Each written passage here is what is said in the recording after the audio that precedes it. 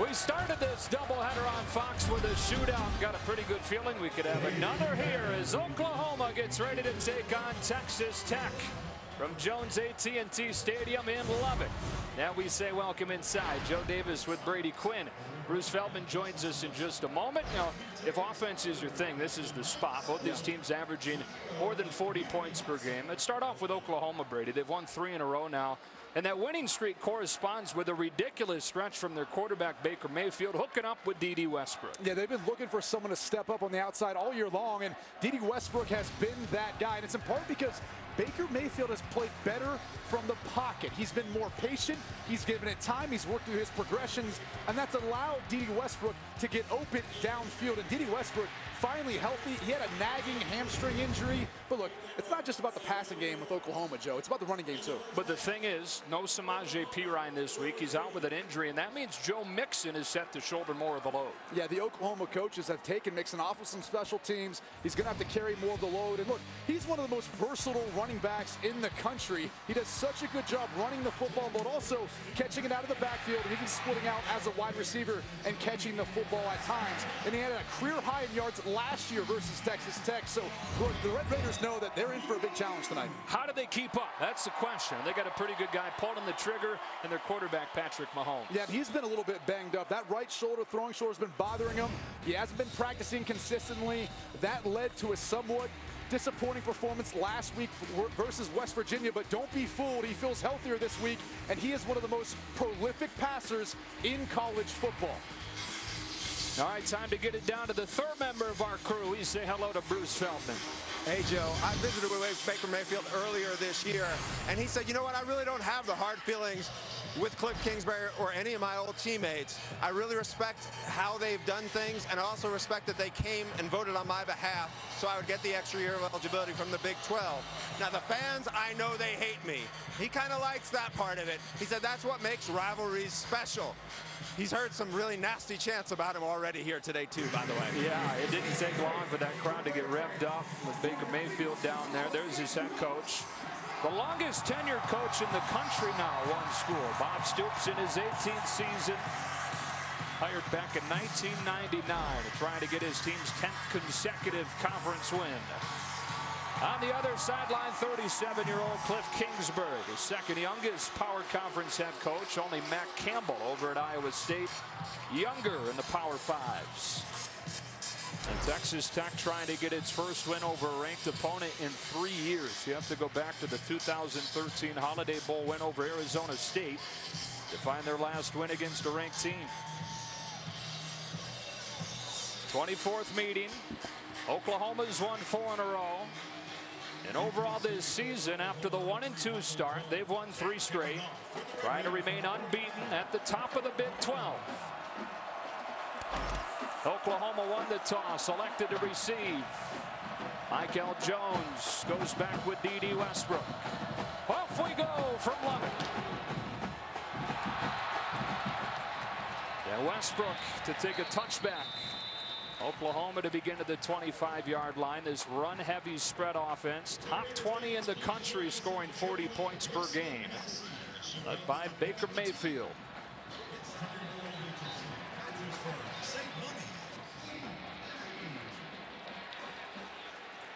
They ran for 405 yards against Texas Tech last year. They had Perine and they had Mixon. And no Perine today. It'll just be Joe Mixon. He's out there to begin the game with Mayfield. And facing a Texas Tech defense allowing 40 points per game. That's 5th most in the country. Straight downhill they go with Mixon, who's hit in the backfield by Fehoko and driven down to the ground by Zach Barnes. It's a loss of a yard, 2nd down, 11. And this is exactly what the Texas Tech defense needs from Fehoko, Pimpkins. They need help up front. Those guys are going to have to be the anchors of the defense and stop this Oklahoma running game. Gave up 7 yards per carry in the loss against West Virginia last week.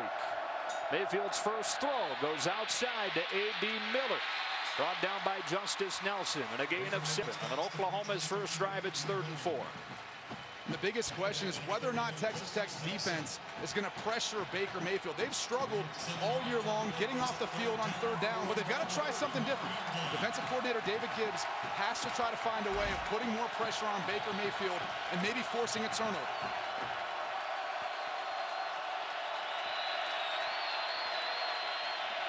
On 3rd and 4, they rush only 4. So Mayfield has time to go underneath, and it's D.D. Westbrook making a cut for a first down.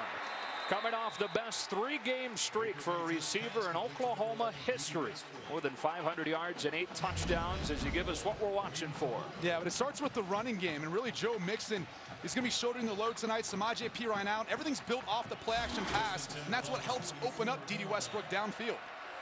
For his first catch of the day to convert a 3rd down. And from the 44, they fake the Mixon. Mayfield throws on the move, incomplete. Paul Bench Jr. with the coverage on A.D. Miller. Baker Mayfield, we talked about his progression in the 2nd year in Lincoln Riley's system. And so much more patient, staying in the pocket. They haven't taken as many negative plays. At this point last year, he had been sacked 20 times. This year, only 11. So he's improved, and that's helped not having as many negative plays and then moving the chains down the field. Offense coming off a great game against Kansas State, put up 38 on a team that had been really good defensively. On 2nd and 10, Mayfield with a deep drop. Eyes downfield. There's Mixon. He will take it. Touchdown, Oklahoma from 56 yards.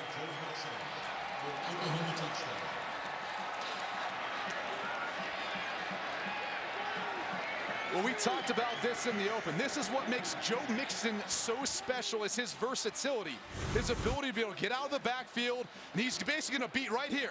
Jashawn Johnson in one-on-one coverage. Baker Mayfield again. He's patient enough in the pocket to allow Mixon time to get open downfield. And so it takes him just 1:37 to find the end zone. Seibert's extra point is no good. Joe Mixon on the long throw from Baker Mayfield, and the Sooners off to a great start. Texas Tech's offense takes it when you come back. Second touchdown catch of the season for Joe Mixon, and Oklahoma's in the end zone in less than 2 minutes for the 18th time this season with that quick strike offense. Cliff Kingsbury's team behind early, coming off of that 48-17 loss against West Virginia last week. Cliff Kingsbury said the worst that he's seen in his time associated with Texas Tech, and that obviously goes back to his time as a quarterback here. And look, being an alum and a bunch of the coaches on his staff are alum, they take a lot of pride. It's not just about getting a paycheck. They take pride in how this team performs. Here's Reggie Davis, who can really fly, bringing it back from the 3. And he's hemmed in by Jordan Parker with a flag down around the 40-yard line. Sometimes it gets confusing because they throw tortillas onto the field on the opening kick, but it is a flag. I've been fooled before here, not again.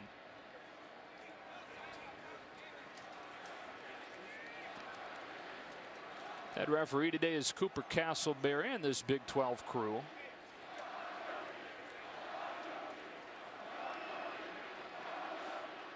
Illegal equipment by the kicking team. There were 2 players wearing number 18. It's a 5-yard penalty, and it's first down. So Curtis Bolton and Dahu Green were both on that special teams unit, and that is a flag. So what are we watching for when Texas Tech has it, Brady? Number 5 in the country, scoring close to 50 per game. That man right there, Jonathan Giles, leads the Pac-12, and really Texas Tech was looking for someone to step up after Jakeem Grant went off to the NFL, and the guy who's really going to be responsible for trying to break up some of those pass plays, putting pressure on Mahomes, is Obo Arankwo. Leads the Big 12 in sacks right now. He's been fantastic. Patrick Mahomes, the nation's leading passer, to throw on first down. Plenty of time against only a 3-man rush. And a man comes open late. That's Cameron Batson for a gain of 8. Well, Mahomes, in his 3rd season with time as a starter, sprained his shoulder a few weeks ago and his missed practice time. Cliff Kingsbury thought that caught up to him last week. Yeah, there were some things earlier in the season they wanted to work on, playing more from the pocket and sticking with the system, and kind of got away from that last week. He practiced more this week, and so far it seems like he's trying to stick with his reads and progressions, not just run outside the pocket when he can. Flips it outside to DeLeon Ward, the true freshman, making his first career start, lowering the shoulder to the 49 on a gain of 14. DeLeon Moore, the true freshman from Skyline High School there in Dallas. They talked about his 4.4 speed and really looking for a spark in that backfield.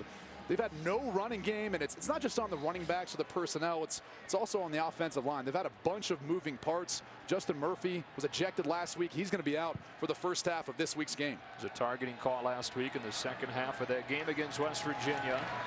Mahomes in the quick game underneath. There's Giles who coughs it up. And Oklahoma's got it. That's been one of the things that this team's been good at. Only the second fumble this year for Texas Tech. And Jordan Evans recovers for the Sooners. Yeah, I think it was Emmanuel Beal who was able to knock this out. You can see he puts his helmet right on the forearm of the ball carrier. And I can tell you as a former player, that hurts. Your immediate reaction is not to clinch onto the ball. It's actually to give it up. So a good play by Beal. That's exactly how they teach you to try to get the ball out when tackling. Again, this defense for Oklahoma, they haven't been as good as they were a year ago, but obviously a good start for the opportunistic team, because when they get turnovers, their offense takes care of the rest. That is only the 6th takeaway this year for Oklahoma's defense. Came into the game in the bottom 10 nationally at generating them. They get one in the first drive. Baker Mayfield comes back out. They just got that play off. Quickly in the hands of Mixon. A 56-yard touchdown on the first drive and a first down on the first play of this one. Yeah, you can see what the game plan is right now. Obviously, they're featuring Joe Mixon. The other two people we've talked about, Dede Westbrook, and then it's Mark Andrews. But that's in the red zone of third down. They're going to target number 81. He's about the size of a tight end, even though they list him really a wide receiver.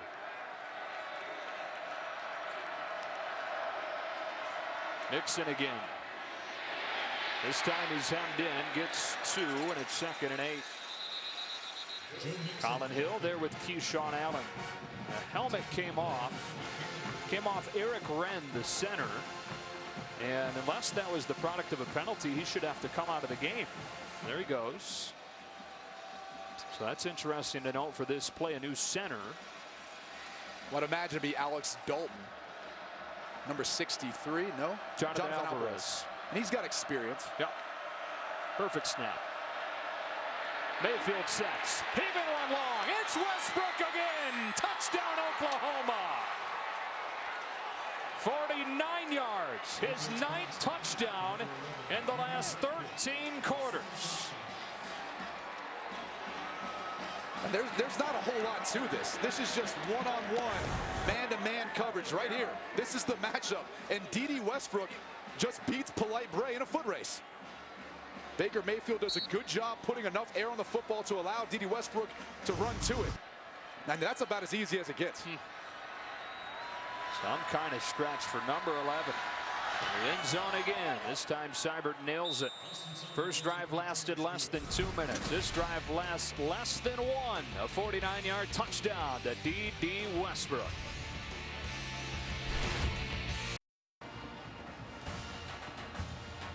Fox College Football presented by Verizon. Join a better network because better matters. Joe Davis, Brady Quinn, Bruce Feldman back here in Lubbock. Baker Mayfield making the return to where he began his college career, and it's been an impressive one so far. 5 of 6 for 136 and a pair of touchdowns. Oklahoma trying to get its 4th consecutive win. Trying to get its 11th consecutive conference win, dating back to the Texas loss last year.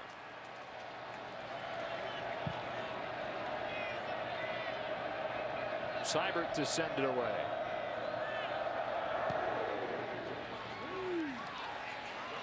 Reggie Davis bringing it out of the end zone with a hesitation to the 2.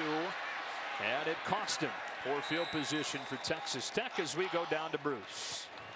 Hey, Joe, as you guys said earlier, Cliff Kingsbury is so embarrassed by what his team looked like last week. He's determined to shake up everything. Change the practice schedules, change the lifting schedules. David Gibbs, the defensive coordinator, said a big thing for them. They started out and ran 20 running plays at the start of every practice. Everything to stoke up the physicality from his team. Yeah, that's one of the tough things for your defense sometimes when you're having one of these up-tempo, air raid offenses. You don't get to see the running plays much throughout training camp when you're working against your ones-on-ones. Ran for only 34 yards last week on 23 carries. They boot Mahomes. Throws on the move to the sticks. And shouting for holding over there on that sideline. Unable to hook up with Davis. 2nd and 10. And really, Reggie Davis, number 2, and number 6, Devin Lauderdale. Those are the speedsters for Texas Tech on the outside. And they're going to have to do exactly what Dede Westbrook just did for Oklahoma on their offensive series. Take the top off of this Oklahoma defense and help open some things up. And Oklahoma's defense was the best in the conference last year. That's not been the case this year, especially bad against the pass. Mahomes gets rid of it just in time. Was hit by Emmanuel Beal, who's already forced a fumble, and it's 3rd and 10. And this is not where you want to be. And look, again, this offensive line has struggled. As we see Beal basically come on a delayed blitz. He walks right past Paul Stewars. He's starting today at left guard. Started the last 2 games at right guard. Not easy going side to side on the offensive line. One of a couple of sophomores up front. You got a freshman. They'll try to protect Mahomes here on 3rd down. Lofting one. Cameron Batson got behind the defense for a 1st down. The pickup of 29, beating Will Johnson to convert 3rd and long. Batson's one of those guys, just like Jonathan Giles, a former quarterback in high school. And they just seem to have a good feel for the offense and the zone windows and all of that.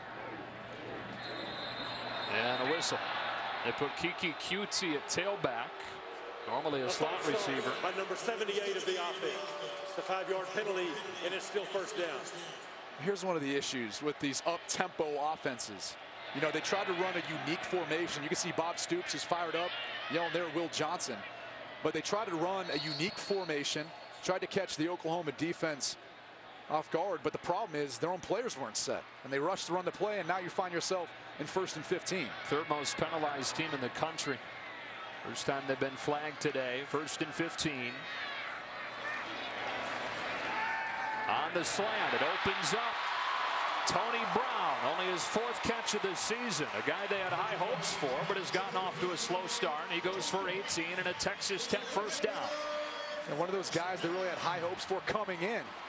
Big recruits they were able to sign on the outside, and he's going to have to step up. He's one of their bigger wide receivers, so when they get down in the red zone, they might try to take some chances to him. No Cantrell today, no Willies. Those are the 2 biggest normal receivers for Texas Tech.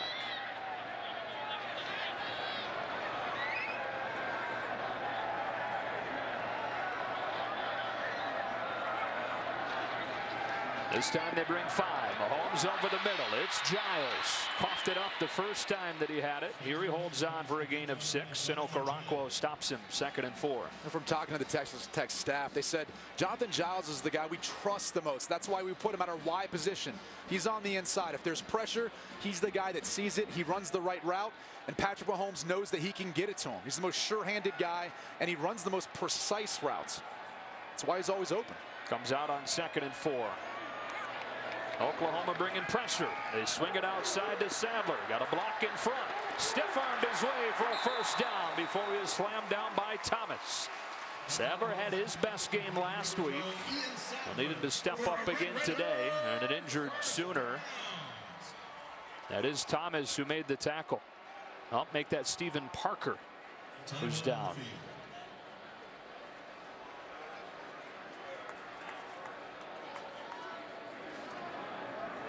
We mentioned this Oklahoma defense not being close to as good as it was last year. Part of that has been the injuries they've dealt with across the board on the defensive side. You can see Cameron Batson. They're pushing Stephen Parker. He goes in, tries to make a swipe at the football, and it looks like he hurts his maybe shoulder as he was trying to make a play to strip that football from Sadler. Parker's had a good year. Nice stabilizing force in that secondary where they've had a lot of turnover at one of the cornerback spots. And really the linebacker position. That's been the big turnover that when you talk to defensive coordinator Mike Stoops, he says, I didn't realize it would be that big of an adjustment for me and really for our defense. All the changes that we had at the linebacker position with guys graduating and moving off into the NFL level. Yeah, they had 4 first-team All-Big 12 players depart from last year's defense. Alexander and Stryker at linebacker, Sanchez at corner, Tapper at DN. I think Sanchez has proven to be the toughest one to replace as far as a single spot on that D. On the 24-yard line with first down. Mahomes fakes the option. Wants to throw back and does. Oklahoma reads it well and a flag flies. Mason Reed had the reception, but there's a flag down.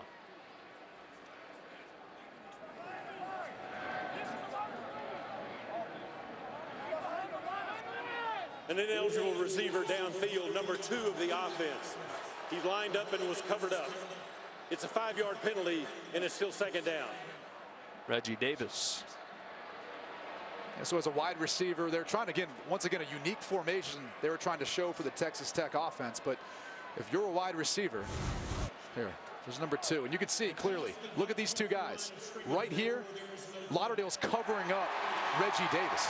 And because the pass was behind the line of scrimmage, and that's what they were arguing for Texas Tech, they've waved the flag off.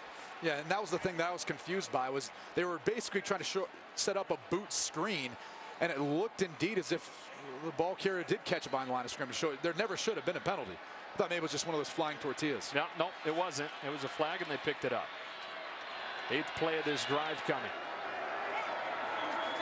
And it's the 8th Mahomes pass play. Got his way out of trouble and left hands it out of bounds.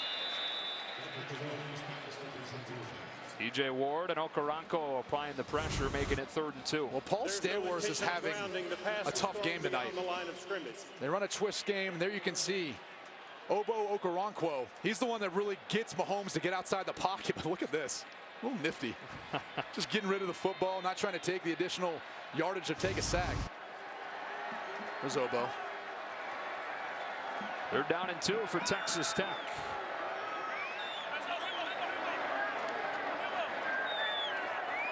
One of the best 3rd down teams in the country this year. That play clock winding down. They get it off. Mahomes will look to throw. On the out, he's got a first down with the Big 12's leading receiver, Jonathan Giles. It was just one-on-one, man-to-man coverage on Giles. And he did a good job of being able to use leverage.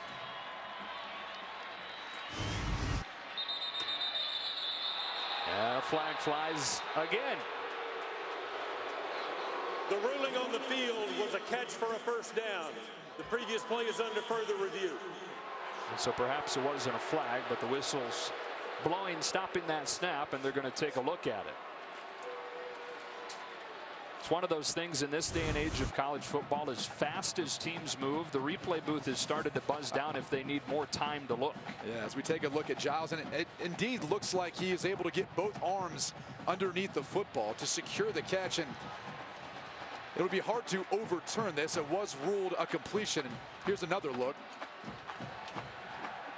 And the thing you're looking for if you're a replay official is whether or not the ball, one, touches the ground, and if the ground assists you in the catch, or if as you go to the ground, if the ball's then moved. If all of a sudden you don't maintain that control or possession of the football as you're trying to complete the action of the catch. But I believe this should 100% be a completion. The ruling on the field is confirmed. And again, if this is, 10 years ago in that era of college football, they probably don't buzz down because they have enough time between plays to confirm that. Yeah, that's probably part of it. I mean, look, some of these offenses have been around for quite some time. Maybe I should go a little farther back. I just don't know if we had replay. But yeah, I was going to say. If there was replay. Live in my hypothetical with me for a minute. First down and 10 from the 12. Texas Tech trying to respond. Oklahoma's quick strike touchdown drives. Another throw, and Reggie Davis steps away from a tackle and takes it inside the 5. Jordan Parker, the true freshman at corner, fanned on him, and they spot him down at the 3. We talked about that lack of size they have on the outside with Cantrell being out and Willie's being out. Well, now you have quicker, fast twitch wide receivers. Get him the ball, let him try to make a move and get upfield. First run play of the day for Texas Tech, and Jordan Evans, their leading tackler, shuts it down. All kinds of white shirts around him. It'll be 3rd and 2.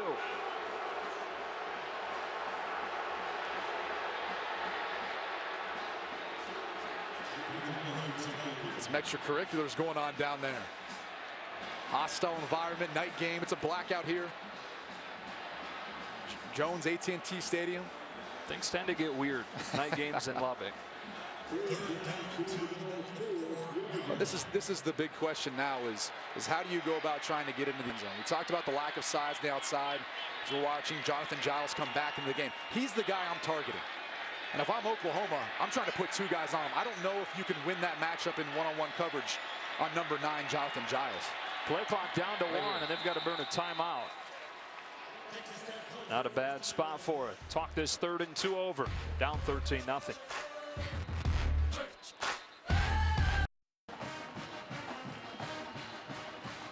Next Saturday, big day of college football on Fox and FS1. First, it's 12th-ranked West Virginia taking on Oklahoma State. They'll rise maybe into the top 10 after the win over TCU today.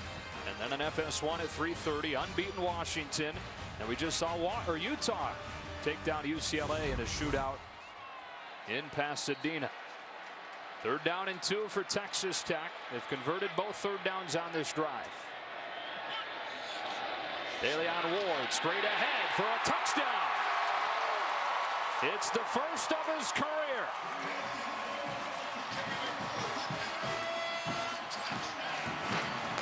We talked about this offensive line for Texas Tech and the moving parts. Watch the right side. You've got Madison Okuwamano as well as Balin Brown. Both guys did a tremendous job of helping to open up that hole. I think the Oklahoma defense was caught off guard, probably thinking that maybe they're going to utilize one of their matchups on the outside and throw the football in the end zone. How about Deleon Ward, though? Got his first career carries in mop-up duty last week. They liked how he ran. And so they started him tonight, but the plan was to redshirt this kid. They needed him on special teams, so they activated him a few weeks ago. Now he's the star running back. He's got a touchdown. Fox College Football, presented by Verizon, is sponsored by Honda. Great deals are waiting for you now at your local Honda dealer. Now by State Farm, here to help life go right. What about that drive, though? They spread the football around. Already 7 receivers have caught the football for Texas Tech. That's what makes them so hard to stop. And I think if you're looking at the Oklahoma defense, this has kind of been what Mike Stoops has wanted to do this year, is simplify things, a lot of the moving parts, and some of the pieces that are missing, and really make a team go the length of the field to try to get in the end zone. And they did. 12 plays, 84 yards. It took more than 4 minutes. Uncharacteristic for Texas Tech, a drive lasting that long. Normally on these kickoff returns, you might see Joe Mixon. Not anymore. Not with Samaj P. right out. It's D.D. Westbrook back in his place. Yeah, and he will take a knee. So Baker Mayfield, already a couple of touchdowns, comes back out. A former Texas Tech walk-on. In 2013, he won the Big 12 Freshman of the Year. Started 8 games, 2,300 yards that season. But then, following the year, transferred to Oklahoma, even though he didn't have an offer, without even contacting the coaching staff. He showed up redshirted while he ran the scout team in 2014. Took over the starting job after winning it in fall camp last year and finished in the top 5 in Heisman Trophy voting. Here he is in his 2nd season as the starter at Oklahoma. One of the best in the country over the first half of the season. From the 25, in the arms of Joe Mixon. Tackled by Jordan Brooks, true freshman middle linebacker, combining with Malik Jenkins, 2nd down. So far tonight, Oklahoma's ran 9 plays. 7 of those 9 have either been touches by Mixon or D.D. Westbrook. That is essentially this Oklahoma offense. Now, they spread the football around too in the passing game, but it's really Mixon, Westbrook, and then they add in Mark Andrews, especially when they get down the red zone. And obviously Pirine too when he's healthy, but out tonight. Gonna be a few weeks out with a pulled muscle. Mixon has a hold this time. Brooks has another tackle. 3rd and 3 for Oklahoma. Typically, when Jordan Brooks is making a bunch of tackles, it's the big boys up front. Number 9, Andre Pipkins. Number 4, Braden Fehoko. Those guys are doing their job, holding up the offensive line, not letting him get to the 2nd level, and Jordan Brooks can then make tackles. But now, with 3rd down, does David Gibbs allow one-on-one coverage, especially after D.D. Westbrook beat you for a touchdown before? It's one-on-one, but it's in the grills of those Oklahoma receivers. Mayfield throwing short. It's Westbrook open, beating Polite Bray once again for a 1st down. And once again, D.D. Westbrook too quick off the line. Watch his little outside move on Polite Bray. Look, if you're going to be up at the line of scrimmage, if you're Polite Bray, you got to get up into the wide receiver and make some contact. There's no point in not giving yourself cushion if you're not going to be physical and try to mess up the timing of the route. No chance to keep up with a guy as quick as Westbrook like that. Play action. Mayfield a deep drop. Under pressure. Able to get away. Scrambling some more. Keeps his eyes downfield and finds Andrews and turns a disaster into a gain of 9. Said he developed that scrambling ability while he was running the scout team a couple of years ago. Well, and this was what makes Baker Mayfield so special. Nothing downfield. He somehow gets out of the sack and buys time and eventually finds Mark Andrews. He takes what would have been a negative play into a positive. That's why this offense is working so efficient this year. It's Baker Mayfield. He understands when to make plays like this and when to just give up on a play, throw the football away. As we take a look at Mark Andrews getting banged up at the end of that play. 2nd and 1. Mixon. First down. Career high 19 carries last week. With Pirine going out of that game early. You get another look at Andrews. He's their second leading receiver. And it's not even close as far as the distribution. You were talking about how it's been mostly Westbrook and then Mixon and Pirine, but Pirine not in there this week. Andrews second on the team, and he's only got 17 catches. Mayfield to throw deep again. A.D. Miller goes up and gets it, but then it's jarred out at the last moment by Paul Banks.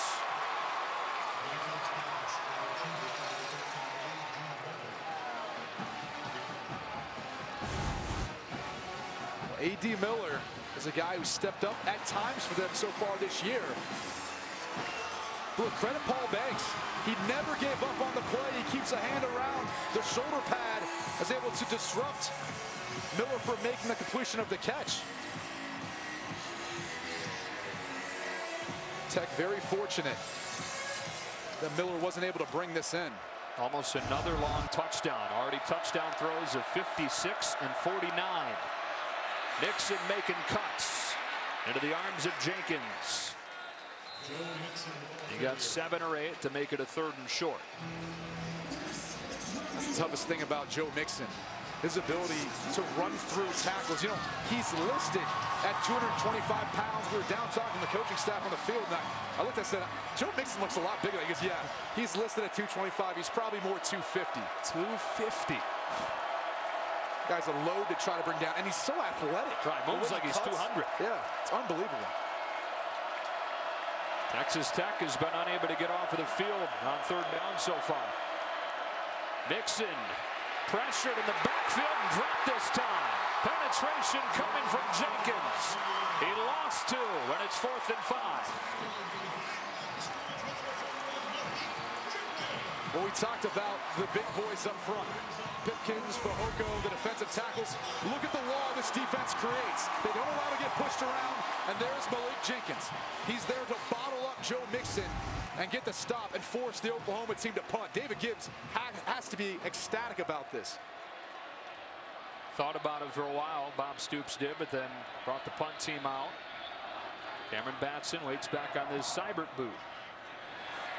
It's a short one. And a fair catch at the 15.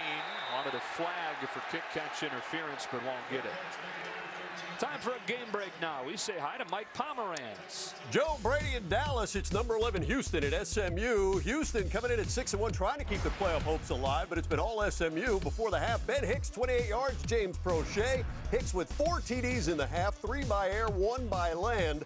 28-7 SMU at the half. Wow, that's a Houston team that beat Oklahoma week 1. Oklahoma came into this season number 3 in the AP poll, but started 1-2. They've ripped off 3 in a row since. Taking on Texas Tech here. That one sailed over the head of Jonathan Giles as Mahomes got hit letting it go. These are some of the hits that Patrick Mahomes has taken this year. He's trying to manipulate the defense, and you can see number 1, Capri Doucette. Mahomes felt like that was a little bit late. the struggles on the offensive line and guys not really being able to get open downfield. He's had to take some of those hits this year. From the 15 on second down, here's Devin Lauderdale, who can really fly. Gain of 16 to the 31. A guy that's got more than 100 catches in his Texas Tech career. And this is really just an extension of the run game. It's this quick, short passing game where Texas Tech is able to make moves in space and get upfield for the first down. So Mark Andrews heading to the locker room. First down from the 32. Mahomes finds another open man. This time it's Sample. His second grab and goes for 15. Texas Tech has things cooking. Down 13-0, but this team's never out of it because of their offense and because of these wide receivers and Patrick Mahomes. Or do they move quickly?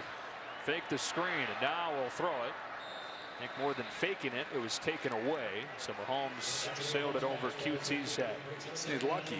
Yeah. I think number 31, Okoronkwo, breathing down his neck. And that's a guy that this Texas Tech team is definitely concerned with as far as the offensive line, where he's lined up and protecting him, getting the ball out of Patrick Mahomes' hand quick so he's not able to make plays in the backfield. Mentioned it earlier, leading the Big 12 in sacks. Mahomes boots, pursued by Doucette. Lofting run downfield, out in front of Brown, and it's third down. Beating Jordan Thomas, had a step. And you cannot miss these opportunities. Brown's going to run a deep post route. He was able to turn the hips of Jordan Thomas. That's why he was able to get so wide open. Unfortunately, Mahomes didn't put quite enough air on it. And Brown, just not enough length to be able to pull that in. Red Raiders have converted all 3 third downs so far.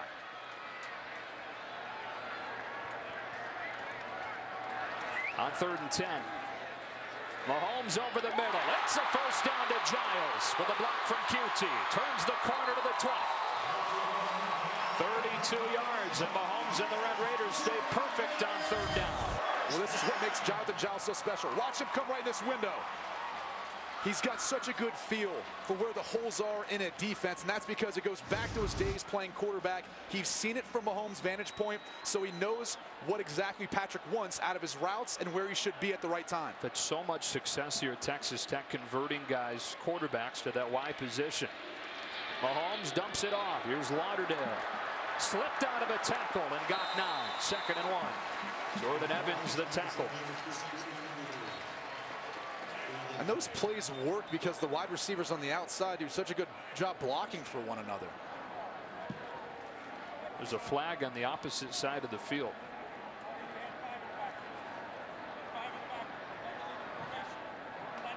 I think it's Kiki QT throwing another good block. He's already had a few today. An illegal formation. There were more than 4 in the backfield. It's a 5-yard penalty, and it's still first down.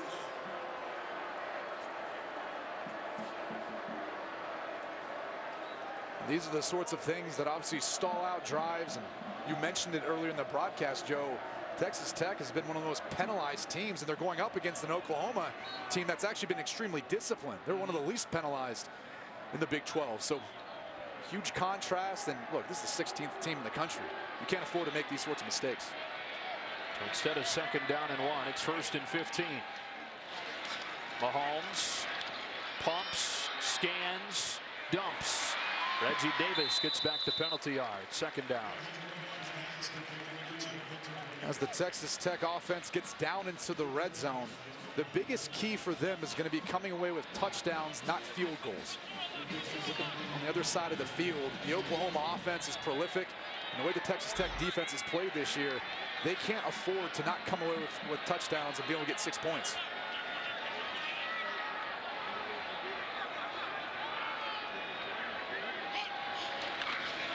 Play action. Mahomes throwing outside. Diving attempt by Mason Reed, who got his first career reception earlier today. Couldn't pull this one in. 3rd down. I think he had, what, a special teams tackle besides that. That's it. That's been all he's had in his career. But, I mean, look, after what happened last week versus West Virginia, you're probably hearing the crowd react. They believe it's a catch, at least from the replay view we had on the Jumbotron. But they're looking for guys to step up and guys to give them answers. 3rd down and 9. Converted all 4 third downs today.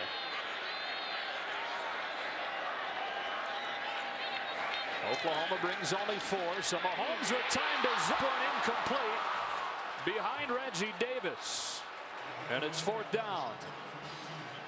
Well, Ahmad Thomas was in the middle of the field. He was bearing down on Reggie Davis. I think Mahomes might have felt it a little bit and put this ball behind. Still a catchable ball. If you're Reggie Davis, you've got to find a way of bringing that in. Yeah. Just outside the framework of his body, but he can still get 2 hands on that. And really, Mahomes in that case is probably protecting him from running right into Ahmad Thomas and facing a big hit. And so Clayton Hatfield, who is perfect in his career from inside of 40 yards. And he hooks it in to stay that way. 15 of 15 from inside 40. Oklahoma scored the first 13. 10 in a row for Texas Tech back in 30 seconds.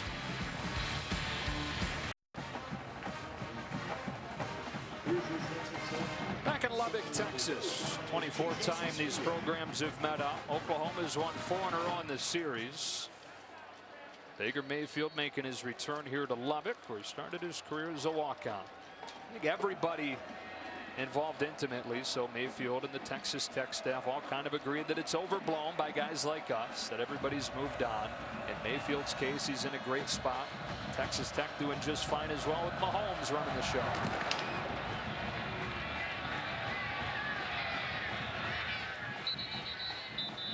And a touchback to begin at the 25-yard line. Now that said, I think Baker Mayfield's still pretty dialed up for this one. He's a fiery guy to begin with.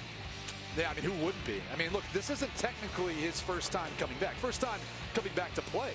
He came back in 2014 when Oklahoma came back to Lubbock to play, and things didn't necessarily work out. And you see the T-shirts that they're selling here in Lubbock. But I think he was escorted out of a restaurant. Something like that happened. He had to be escorted leaving the stadium. Yep. So, it's a hostile environment. Yeah, an Oklahoma State trooper escorted him out in 2014 when he was here as a walk-on.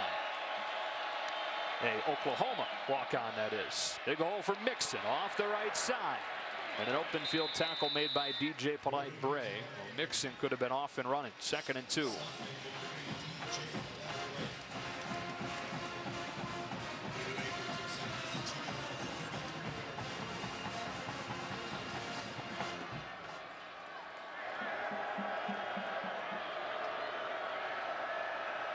Empty it out on 2nd down.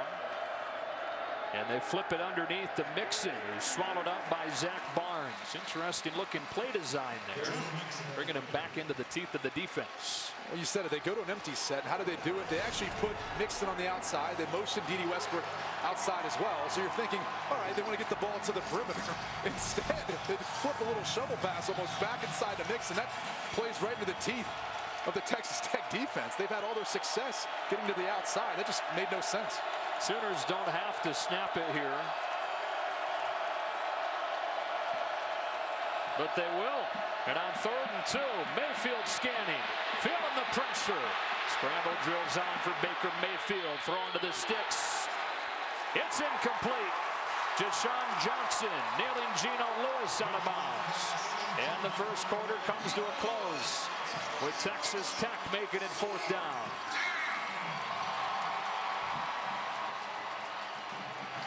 Oklahoma got off to a rousing start with a pair of long touchdown throws from Baker Mayfield. One to Joe Mixon, one to D.D. Westbrook. It was 13-0 in a heartbeat. But Texas Tech has scored 10 in a row and will have the ball to begin the second.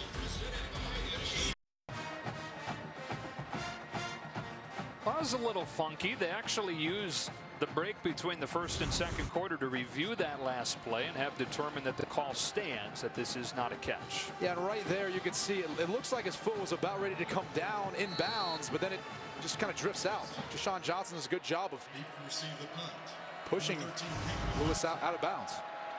And so we begin the second quarter with a cyber punt. Cameron Batson drifting back to his own 14. Batson given some room with a block in the back. Everybody saw that. And Texas Tech will be backed into its own end to begin the second quarter.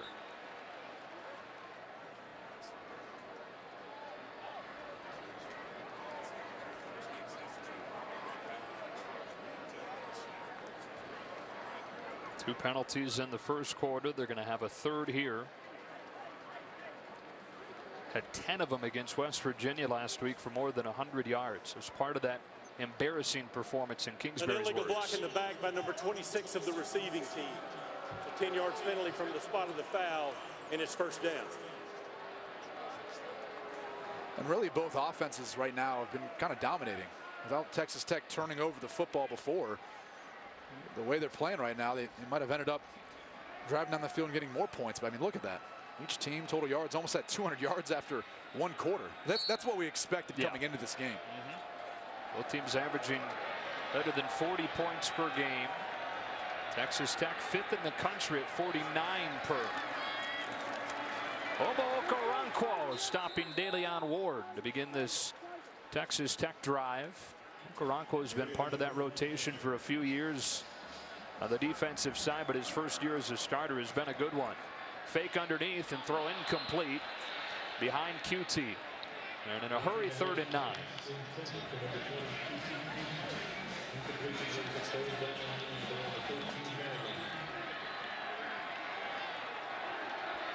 We've seen it earlier in this game. Number 9, Jonathan Giles. That's the guy to keep your eye on. Let's see if he's able to work the middle of the field and find a hole in that secondary for Oklahoma. I would imagine Mike Stoops is going to try to find some way of doubling him with one of these two defenders. Oklahoma has 9 men standing. They only bring 4. Mahomes floating one, dangerously incomplete. Stephen Parker had it gift wrapped and couldn't hang on. 4th down.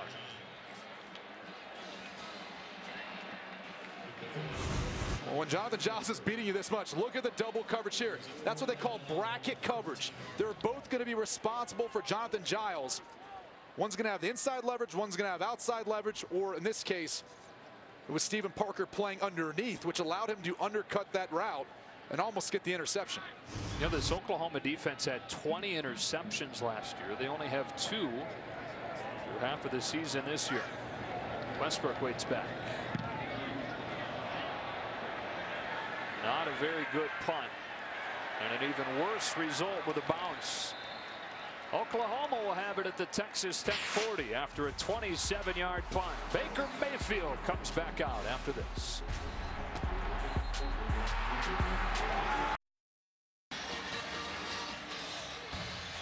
Fox College Football is presented by Verizon. Joe Davis, Brady Quinn, and Bruce Feldman back here in Lubbock, Texas. Lincoln Riley making his return. We talked all about Baker Mayfield coming back, but this is where Lincoln Riley played 1 season as a walk-on and then spent the next 3 years as a student coach under Mike Leach before he took over as the receivers coach and then moved into the coordinator role last year at Oklahoma. What a bright future he has in the coaching business. He's going to be a head coach very soon someday. This drive begins at the 41 after a short punt. They start with play action. What a snag by D.D. Westbrook. Bouncing to the outside. Westbrook is inside the 5, and it's 1st down and goal for Oklahoma. But there is a flag down way back at the 38. And an eligible player downfield, number 78 of the offense.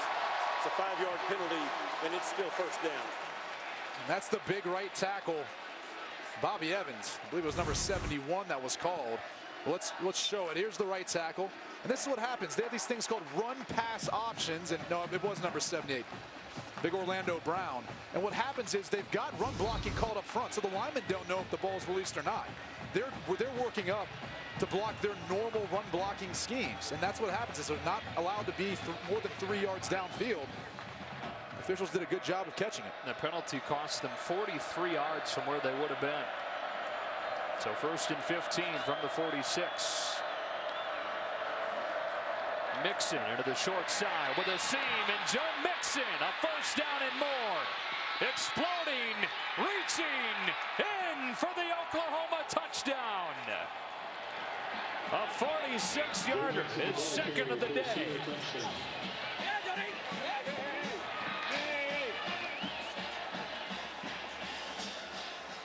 Joe Mixon had 156 yards a year ago versus Texas Tech. And look at this hole that's created by the Oklahoma offensive line. That's really been the key for this team. They've been winning on both sides of the ball up front, their D-line and their O-line. That's been the difference after the first 3 games where they started off 1-2. Once they've gotten to the Big 12, they've been winning the battle up front and creating big holes just like that for Pirine and for Mixon. He had a 56-yard touchdown catch to start the game. Now he's got a 46-yard touchdown run behind that offensive line. Lincoln Riley's got to love it. Texas Tech once again down 2 scores. Fox College Football is sponsored by Sprint. Switch and save today. Learn more at sprint.com/network. Buddy Holly Park here in Lubbock. We're now inside Jones AT&T Stadium, where Oklahoma has opened up a 20-10 lead. She's still having a good time, though. Austin Seibert on to kick it off. Reggie Davis waiting back. Kicking off to the Sooners, number 43, Austin Seibert. And leading receiver for the Red Raiders, number 2, Reginald Davis.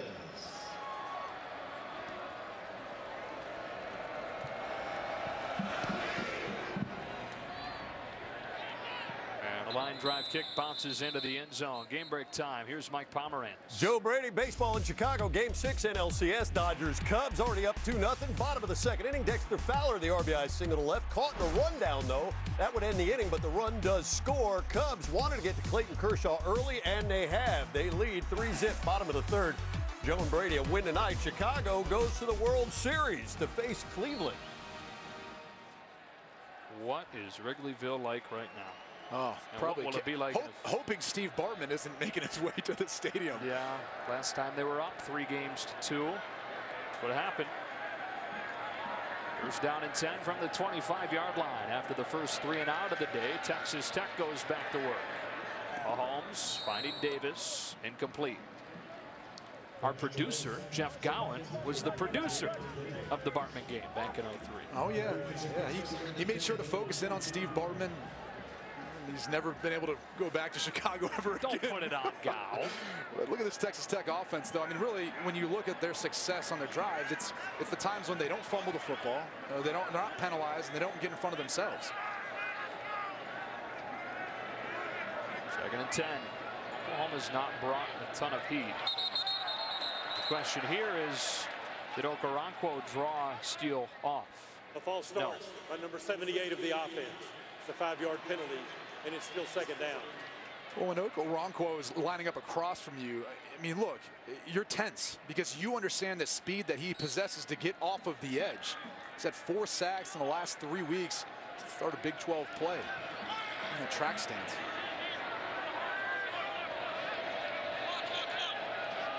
Mahomes completed 14 of his first 20. 5 consecutive incompletions now. Floating one, QT with a flag down. He makes the adjustment and the catch. But what is the flag for in the backfield? Holding by number 76 of the offense. Wow. The penalty is half the distance to the goal, and it's still 2nd down. Paul Staywor's left guard. Yeah, and Staywor's, again, it's his first start at left guard. He started the previous 2 games at right guard. And just so people understand at home, it's incredibly hard for an offensive lineman to move from one side to the other, or even from guard to tackle. Look at him, he's right here.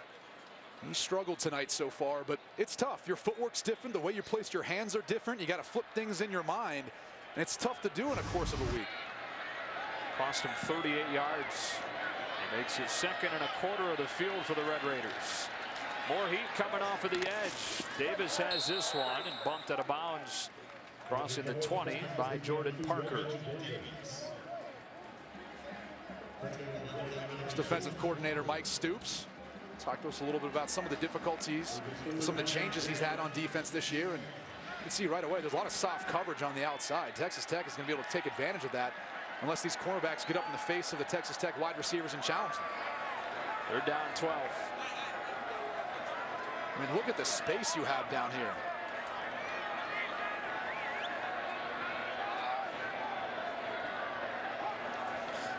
Again, they rush only 4. Still able to flush him from the pocket. Mahomes retreating. So strong. Stays on his feet. Heaving one downfield for a first down. When he's in trouble, he goes to his roommate, Ian Sadler. First down, Texas Tech. I mean, what can you say? How can you stop that? He's able to get out of the sack and still keep his eyes downfield to get the conversion. Quickly back on the ball with a fake. And he rolls, has to be out of breath at this point. Incomplete, 2nd and 10. And this is that fine line of when to give up on a play or when to stay in the pocket. But really, there was nothing open downfield. Mahomes gets outside. You can see, look at his eyes. They're still downfield. Even with the guy hanging around his hip, he's still looking to keep the play alive. And there is sure-handed Ian Sadler to make the catch. Fakes a quarterback draw. Now he goes over the middle for Mason Reed. Who is this guy? That's all I'm still trying to figure out. I haven't seen him on film all year long. But again, this was a week where Cliff Kingsbury was looking for some guys to step up on their team. Guys that would come in, do their job, not have any excuses. And so far, Reed's been one of those guys who stepped up. You mentioned it. His career stats included his special teams tackle entering this week. Today he's got 2 catches for 28 yards. Mahomes looking to throw again. Pumps underneath. Trying to extend the play. Throwing one out of bounds. More pressure without even bringing any extra men. Well, they're only rushing 3. And really, it's the double coverage right here on Giles. Watch as we roll this replay. Excuse me, it's actually up top here. You can see the safety on Mont Thomas working to him. But they're trying to devote 2 defenders to him wherever he goes, regardless of where he lines up. Still have been able to find Giles 4 catches and 54 yards. That leads the squad. Not sure what the reaction is here. Well, Texas Tech subs, so Oklahoma then had the opportunity to sub. So the officials wanted to make sure that they held the snap so that Oklahoma had the chance to properly substitute and get the players off the field. On 2nd down, Mahomes pumping again. No way he gets out of this. Losing 2, and again it's with only a 4 or 5-man rush. Obo Okoronkwo will get credit. 3rd down. You can see this Texas Tech offense has gotten a little bit out of rhythm now with some of those quicker passes that they were utilizing to the outside. Now Patrick Mahomes, again, he starts to be a little bit undisciplined, starts to rush outside the pocket. Sometimes he invites some of those problems, and it plays right into the Oklahoma defense. 3rd and 12, let's see what Oklahoma brings. Not a lot so far today. Someone besides Giles has to step up. Only 4 come. Wide open. First down. Devin Lauderdale taking advantage of that soft coverage that Oklahoma's defaulted to all year. Well, when you're doubling someone, there's someone else who's going to be one-on-one. Patrick Mahomes found that wide receiver. That was Devin Lauderdale outside one-on-one versus Jordan Thomas. Fake to Ward. Immediately under pressure, having to kill it to the sideline. DJ Ward and Jordan Evans were there as soon as Mahomes turned around. 2nd and 10.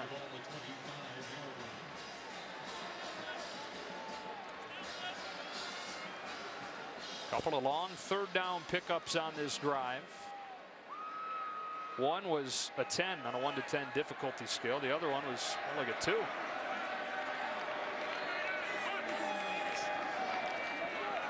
Fake the screen to Ward. Now Mahomes cuts it upfield and belted down by Jordan Evans. Got 1, 3rd and 9. It's Texas Tech offense to get down to this area of the field and kind of started to stall out a little bit. Cliff Kingsbury call a screen there. Nothing much. Patrick Mahomes tried to create. It's hard to make these 3rd and 9s in a condensed part of the field. It plays to the advantage of Oklahoma. A little bit tighter coverage across the board this time.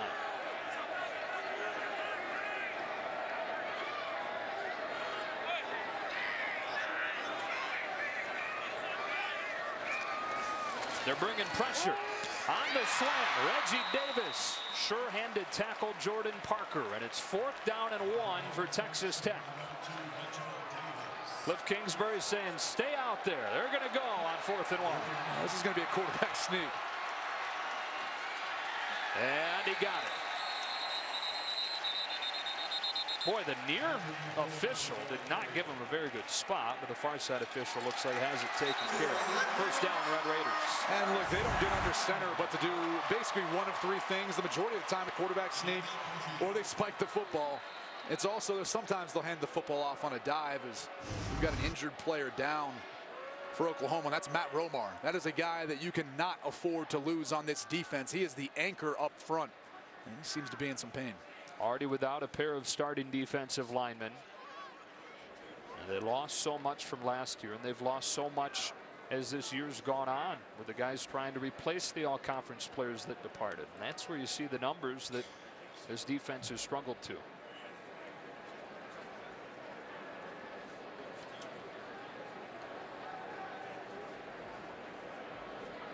Redshirt junior from Port Arthur, Texas. Missed most of fall camp. He had an awful concussion. Was able to come back from that, but down here.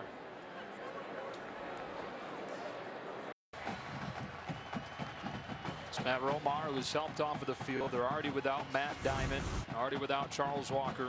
He's right there.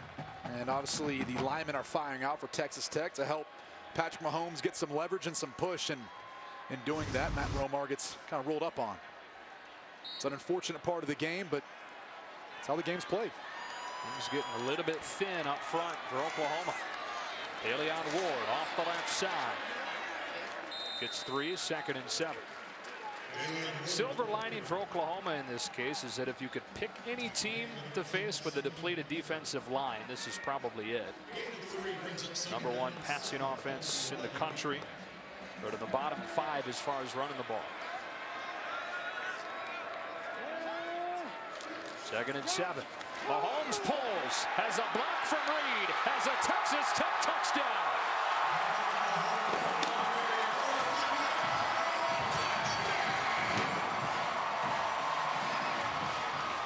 Well, this is what you're capable of doing in the running game when you've got a quarterback who's athletic like Patrick Mahomes. And watch Mason Reed as he comes across the formation. See number 29? He gets just enough of Ovo, then he climbs up on Jordan Thomas, and that's just enough to allow Patrick Mahomes a lane into the end zone. Would have been nice to know about that guy, huh? Nobody could have like slipped us a little note. Hey, look out for 29.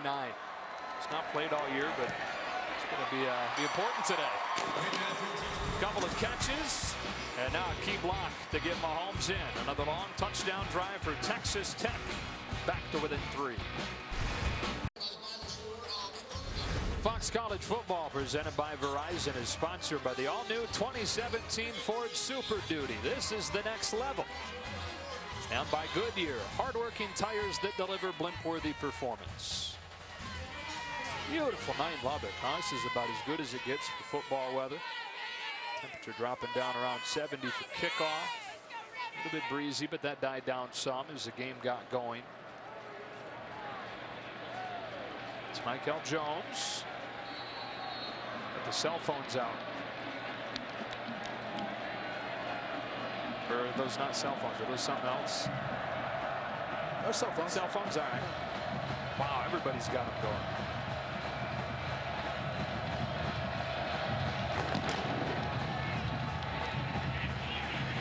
Kick buried into the end zone.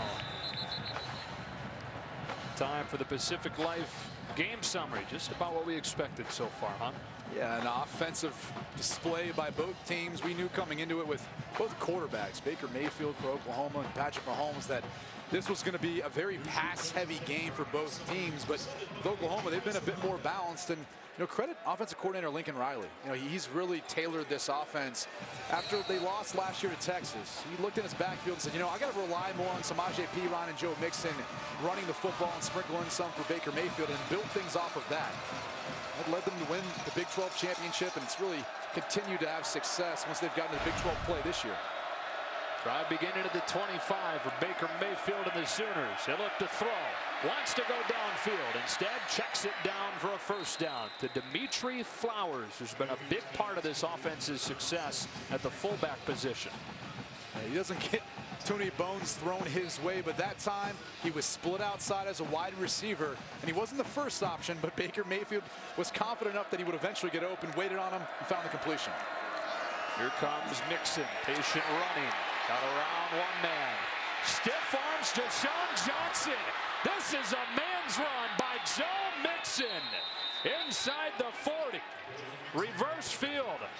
A stiff arm and 25 yards. 250 pounds, and look at that vicious stiff arm on Deshaun Johnson. And as he made his way down the field, Paul Banks, the quarterback, he stayed in the back pedal. He really didn't want anything to do with Joe Mixon as he headed his way. You think of that kind of punishing running, you think Samaje Perine. You don't necessarily associate Mixon with that bruising style.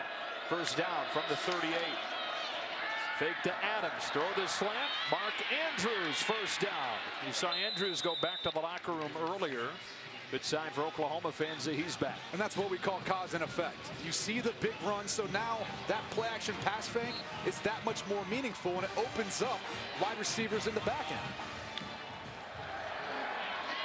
First carry for Abdul Adams, and Malik Jenkins putting together a good night at his linebacker spot. You know, the Texas Tech defense, they've had guys show up on the edge to try to bottle up these Oklahoma running backs. The problem is when you go back to the Mixon run, they're just not making the tackles at times in space. That's going to be the biggest key. It sounds simple, but this Texas Tech defense has to do a better job of making tackles in open space.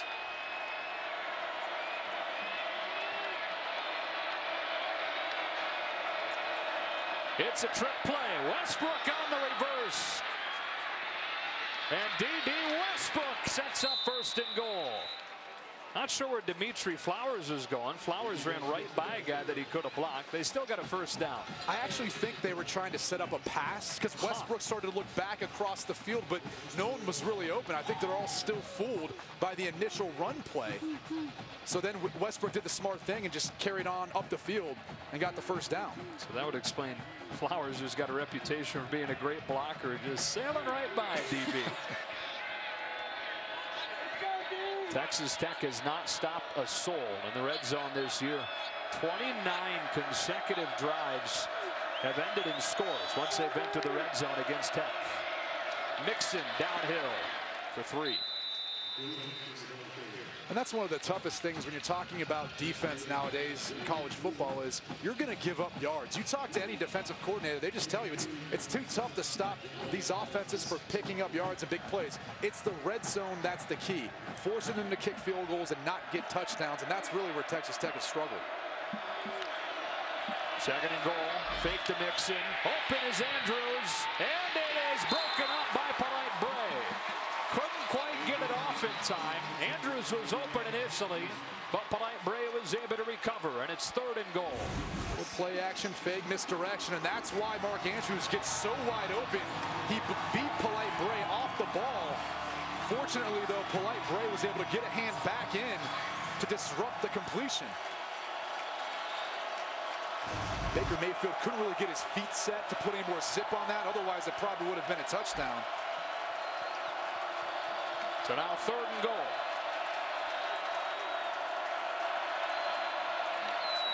Texas Tech bringing pressure. Mayfield into the end zone. It's incomplete. Tipped by Keenan Ward. And it's fourth down. Well, he was trying to work to number 11, D.D. Westbrook. David Gibbs, the defensive coordinator, he dialed up some pressure off of this left side edge. And there was Keenan Ward. He follows the eyes of Baker Mayfield, and he was able to get a hand up on the ball. Not his injured hand, something he's been dealing with all season long, but his good hand. And a big stop for the Texas Tech defense. A pretty dangerous throw. That thing fluttered up there. Here's Seibert.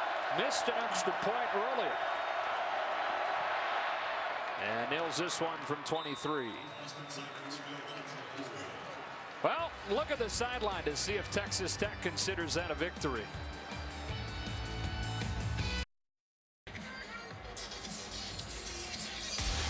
Every weekday morning, Skip Bayless and Shannon Sharp go head-to-head on the day's hottest sports topics. It's Undisputed with Skip and Shannon. Weekdays from 9:30 a.m. to noon Eastern, and it's only on FS1. Now this Texas Tech coaching staff changed some things up this week after a poor performance last week. Looking for some sort of response. This team is playing more inspired. There's a big-time difference in the way that defense is moving around and even the offense. These guys are fired up. They understand what's at stake.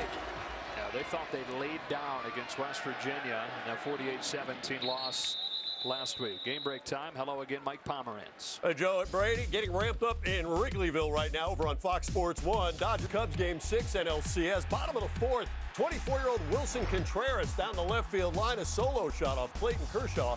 It's 4-0 Cubs in the bottom of the fifth inning. The Cubs trying to make history, get to the World Series for the first time since 1945. For the right to face the Indians, who last won the World Series in 1948. Texas Tech offense back out there at the 25-yard line. Coming off a long touchdown drive. Not a ton of rhythm on that drive, though. See if they can get Mahomes back in rhythm. Trying to find an opening to Davis, and it's over his head. Let's check in with Bruce Feldman. Joe, Matt Romar, the Sooners defensive lineman who was hurt before, hobbled off the field. He's really struggled to put any weight on his left knee. Samaje Perine came over to check on him. All his teammates have been around him. He's still out here. They put a sleeve over it. We'll see if he's looking like he's a little better now than he did 5 minutes ago, though. All right, Bruce. Thanks for the update. 2nd and 10. Mahomes and the Red Raiders out of an empty set. Feels the pressure and steps away, but there's a flag down, and this is coming back. QT's going to take it to the house, and about 60,000 hearts are about to be broken.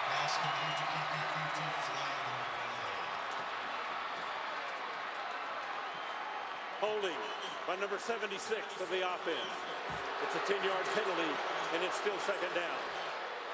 I mean, that's how the season's gone for Texas Tech. We talked about it. Paul Stewart is clearly having a rough night so far, and only 5 minutes and 56 seconds into the second quarter, but you can see he just grabs the outside shoulder. See the hand on the back of Okoronkwo's back.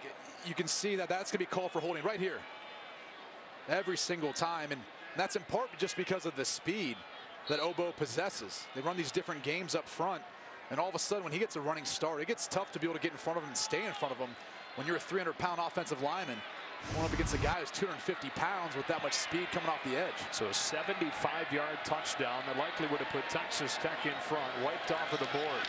Oklahoma bringing it on time but off target. Looking for Tony Brown. Coverage from Jordan Thomas. And it's 3rd and 20. And I think it's fair to say, look, Texas Tech is only stopping themselves. It's the mistakes that they make along the course of these drives that put them in 3rd and 20 that are they're too hard to pick up. And they're trying to rely on these big plays. You have to be more efficient. You have to have more of a rhythm.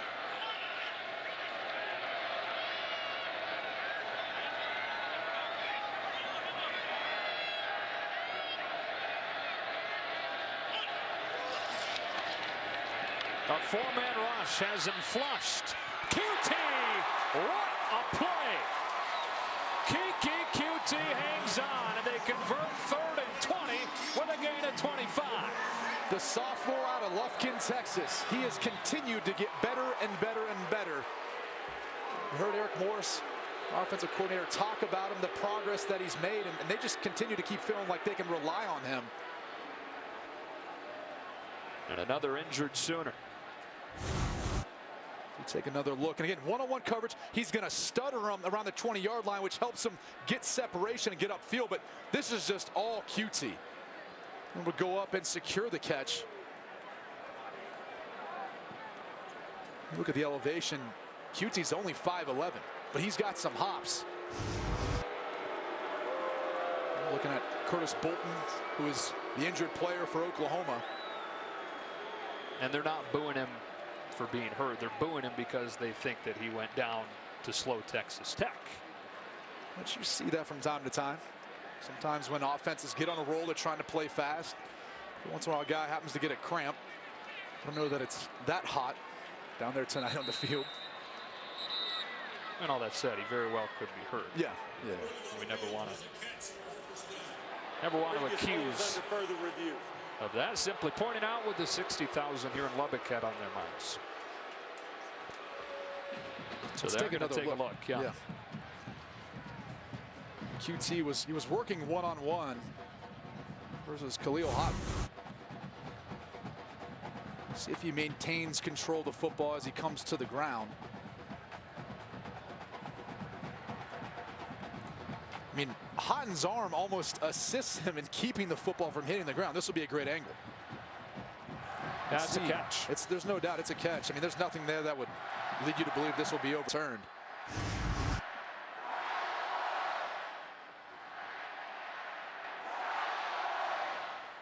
Our rules expert Mike Pereira is back in LA taking a look. Mike, what do you see on this one? Hi, guys. You know, we're seeing the same thing that you do. We're trying to find the ball hitting the ground, but we just don't see it hit the ground. So, you know, because of the fact that they ruled it as a catch on the field, I really don't see anything. Ball moves a little bit, but I just don't see it hit the ground. So I think it's got to stay as a catch. Yeah, I'm with you, Mike. Just not enough there to overturn this call. And again, this Texas Tech offense continues to live off of big plays, even after they kind of shoot themselves in the foot. They're now 7 for 10 on third down. And they've been in some third and long situations, and they still, manage to find ways to pick these plays up. Credit Patrick Mahomes and his ability to buy time and keep his eyes downfield and give his wide receivers a chance. Yeah, they're 7 of 10, you mentioned, on third down, and the average has been 3rd and 9. So it's not like they've had just after further review runs. The ruling on the field stands. First down. Averaging 13 yards per play on those 3rd and 9s. Yeah, and think about it. We just saw a touchdown get called back for a holding penalty. But they continue to keep the drive alive and convert. They've got to do a better job on first down, picking up something positive and not continuing to keep putting themselves in these 3rd and long situations. After the QT catch stands, first down from the 39. QT coming in motion, taking the fake. He's a decoy for a deep ball. Reggie Davis gets behind the defense, and a flag flies on Will Johnson. It was underthrown, and that's what led to the pass interference.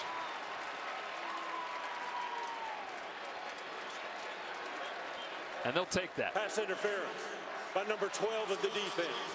It's a 15-yard penalty and an automatic first down. That's the tough thing when you're trying to match up with Texas Tech. It's the speed. That's Will Johnson right there. You see Reggie Davis. He's going to work basically on the inside edge of the numbers, and he had him beat easily. Ball underthrown. But because Will Johnson never really looks back to make a play on the football until the last minute, he interferes with Reggie Davis before the ball arrives, and it's going to be considered pass interference. So, fresh set of downs in Oklahoma territory. Mahomes, known as a really strong arm thrower. You rarely see him leave him short like that. Going deep again. This one over adjusted now in front of Lauderdale. Yeah, I mean, look, you'd like to give your wide receiver a chance, because now you're sitting here in 2nd and 10, and instead of maybe possibly having a play where Lauderdale could come back to the football and maybe draw a pass interference. So, again, that's kind of the catch-22 that you're in as a quarterback, right? You give him a chance that allows the defensive player to maybe come into play and get an interception, but there's obviously a possibility of making a big play or getting the advantage of a pass interference call. Oklahoma's going to use a timeout. Oklahoma calls their first timeout of the half. 30-second timeout.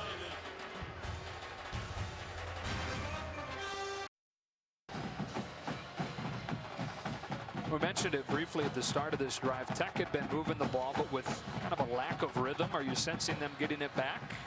I mean, not after that last play. I mean, again, they were a beneficiary of a pass interference, and they just missed another go ball. So, in 2nd and long is tough to be. But in this part of the field, you might be thinking it's 4-down territory anyways.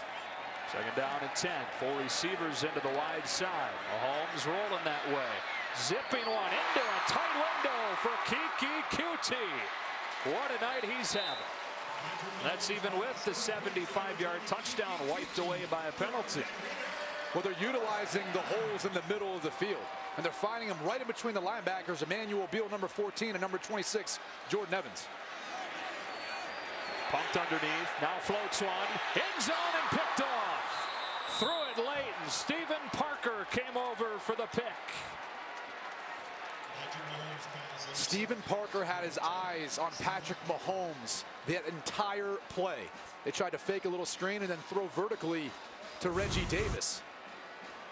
See Mahomes going there the whole time, just puts too much air in it.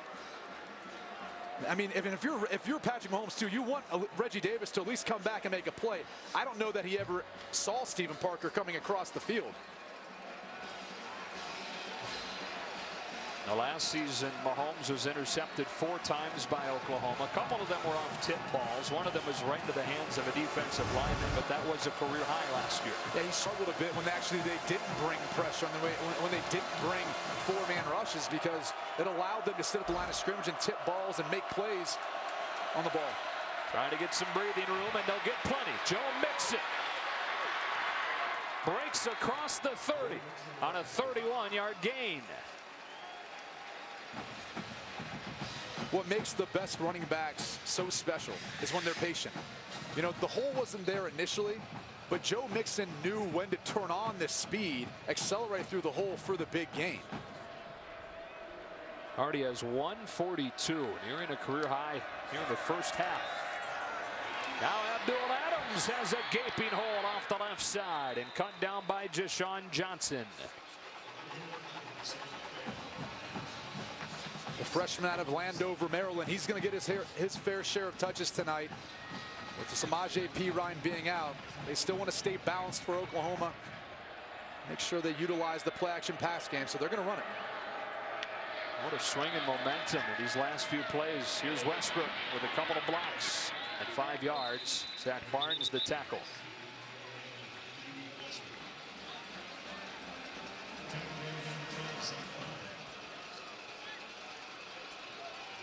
Mayfield 10 of 15. 2 touchdown throws. Those came on the first 2 drives of the game. 56-yarder to Mixon, 49-yarder to Westbrook. Now they'll run some clock, not wanting to leave Texas Tech with too much time at the end of this half. On 2nd and 4. Knocked down at the line of scrimmage by Mike Lynn Thomas. First-year JUCO transfer, makes it 3rd and 4, and I know you love that, right? Getting your passes knocked down. That's the worst thing as a quarterback, and that's the thing, is when you get worn down as a defensive lineman and you can't get there rushing, then you've got to read the eyes of the quarterback and try to get those hands up and knock the pass down. That's part of your duties. It's not just trying to get sacks or tackles for loss and make negative plays. It's also trying to bat down the football when you get an opportunity to. Big question here is, if you're David Gibbs, do you once again bring pressure? It worked last time Oklahoma was down in the red zone. They're showing it. And only bringing 4. Basquin has it for a first down. A walk-on. Nick Basquin, 13 yards to convert.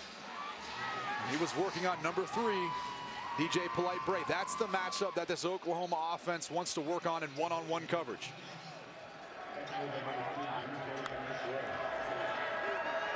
Adams slipped away from Thomas for a short gain.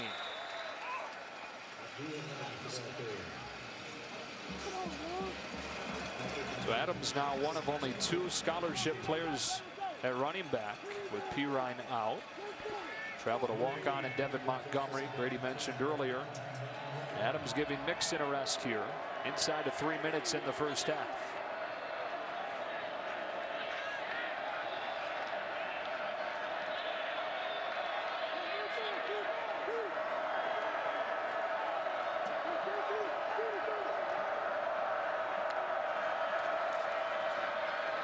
Mayfield pressure, spinning, retreating, Ward chasing and forcing the throwaway.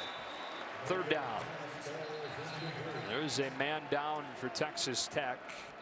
Taylor Nunez was set to see his most significant role of the season today as the injured player. And look, this is what the Texas Tech defense has to do. Now, David Gibbs has to be diligent. He has to understand when to bring pressure and when not. He can't bring it all the time because they'll get burnt. But right here, this is how they create negative plays and force Oklahoma in 2nd and long and 3rd and long situations.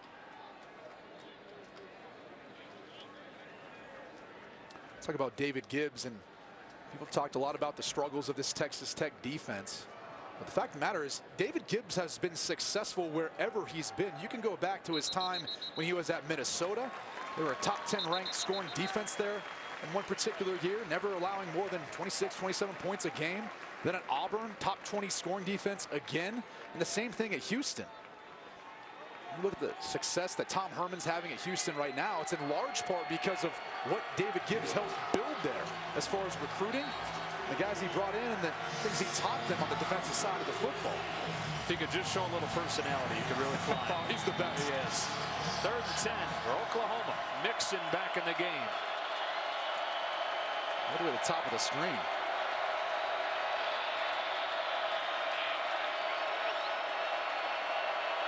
The safety and Johnson out there to cover it. Westbrook. Popped. Stayed on his feet somehow to get within a yard of the first down. And it's 4th and 1 for the Sooners. And Baker Mayfield is out there lobbying to get Coach Stoops to go for it, and they will. Mixon, it's going to be close. Fehoko gobbled him up. It will depend on the spot. A critical moment in the first half of this game. This is exactly what Cliff Kingsbury was looking for out of Braden Fehoko when he went to Hawaii and recruited him. A big guy who could get penetration in the backfield and help get stops.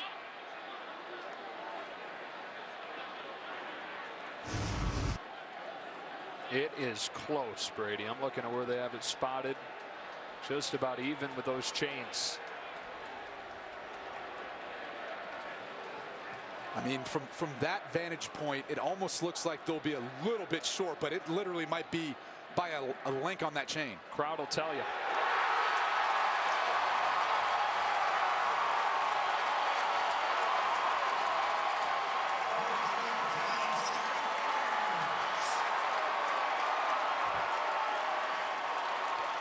Two times now, David Gibbs and this Texas Tech defense has stepped up, and they've responded after a poor performance last week at home versus West Virginia. And it's been the big boys up front. Braden Fehoko, Pipkins. They've continued to anchor this defense. They haven't given up hope.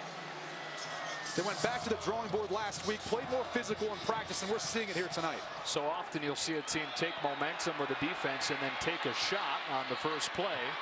And I think Oklahoma knows that. They have Ahmad Thomas 20 yards downfield. They are going to take a deep ball in front of QT. And Samaje Perine shoves QT as he goes out of bounds. That was interesting. You mentioned it. Take a shot, and as QT goes out of bounds right here. I mean, that's just unnecessary, and unfortunately for Texas Tech, the official didn't see it, but it's just disrespectful move. Inside of 2 minutes in this first half, Oklahoma by 6, showing pressure on 2nd and 10 and bringing it.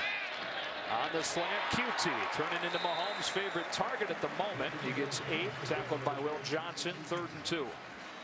Yeah, really, it was Jonathan Giles earlier in the game. The Oklahoma defense has done a good job keying in on him, giving safety help or doubling him at times, but you can't double everybody. And Kiki QT has now been the guy that's really showed up. That slot wide receiver. 3rd down and 2. The slot to the top. Mahomes under pressure. He can run and does for a Texas Tech first down. Still 2 timeouts left for the Red Raiders. Clock stops as the chains move.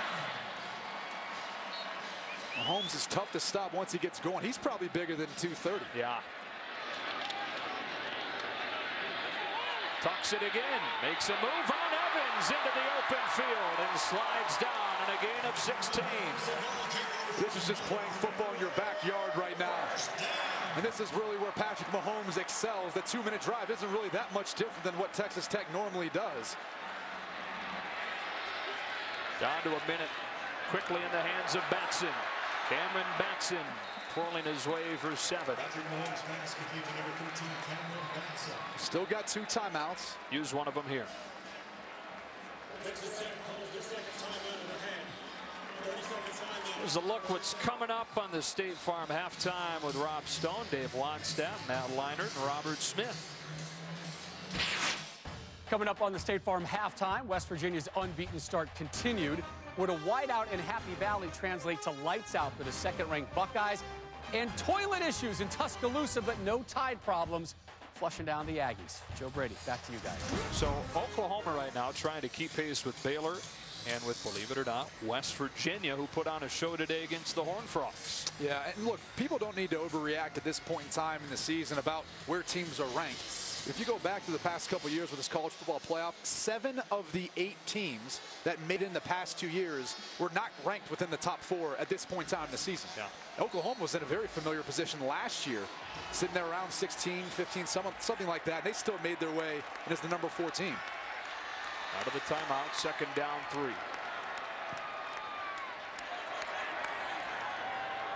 Mahomes and Texas Tech have trailed the entire game. Throws underneath, incomplete. Wanted Reggie Davis, who is defended by Jordan Parker. Third down. Tried to work a little slant route to Reggie Davis and saw that earlier on a third down where they got close and they ended up getting the 4th down conversion. These in-breaking routes, they're a little bit easier to complete. Some of those out-breaking routes, they're trying to utilize that versus the Oklahoma secondary. On 3rd and 3, they rush only 4. Mahomes has QT, who stays on his feet and races inside the 25. QT goes for 21.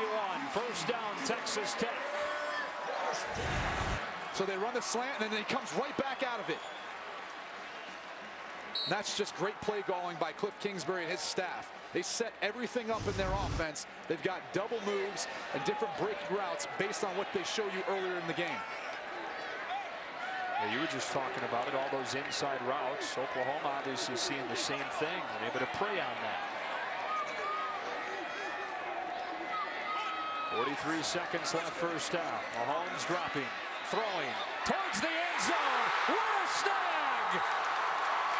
Jonathan Giles, there's your signal. Touchdown, Texas Tech.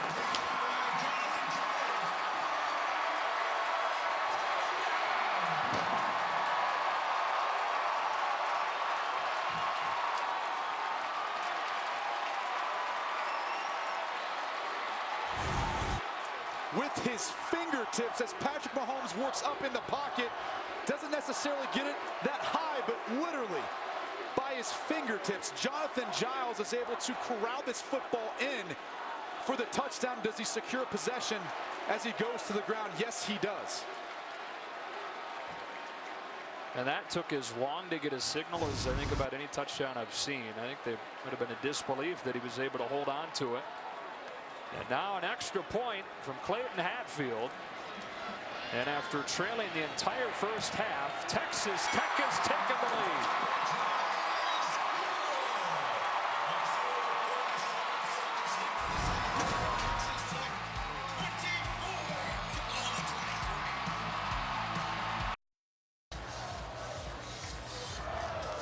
Well, how do you convince a guy like Jonathan Giles to move to receiver? A really successful quarterback, but they did it. You can see why. Because they've had so much success in the past doing that before. You talk to Cliff Kingsbury or Eric Morris, and they just say, look, man, as much as we throw the football and as smart as you are, you could fit right into this situation like a Danny Amendola or a Wes Welker, other guys who have played slot in this Texas Tech system before. Like the coordinator, Eric Morris, so he can even vouch for it. Coming up on the State Farm halftime, Rob, Dave, Matt, and Robert take you through all the day's action. Still plenty more to come on this college football Saturday, the back half of October. So 37 seconds. Oklahoma has a pair of timeouts, and just like Texas Tech, they can move it in a hurry. And always keep in mind, the clock stops in college football after a first down, so you do have plenty of time if you work efficiently once you get that first down and get up to the line of scrimmage and get set.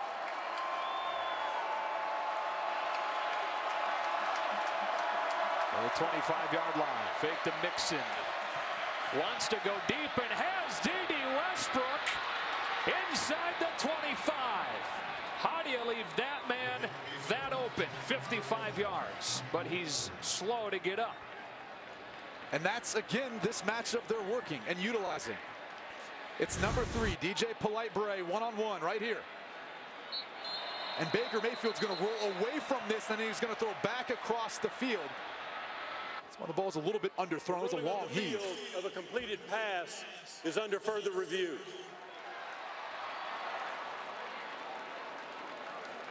Polite-Bray does all he can to try to disrupt Westbrook from maintaining possession of the ball as he goes to the ground. Again, I don't think there's anything there that you would think would overturn that being a catch.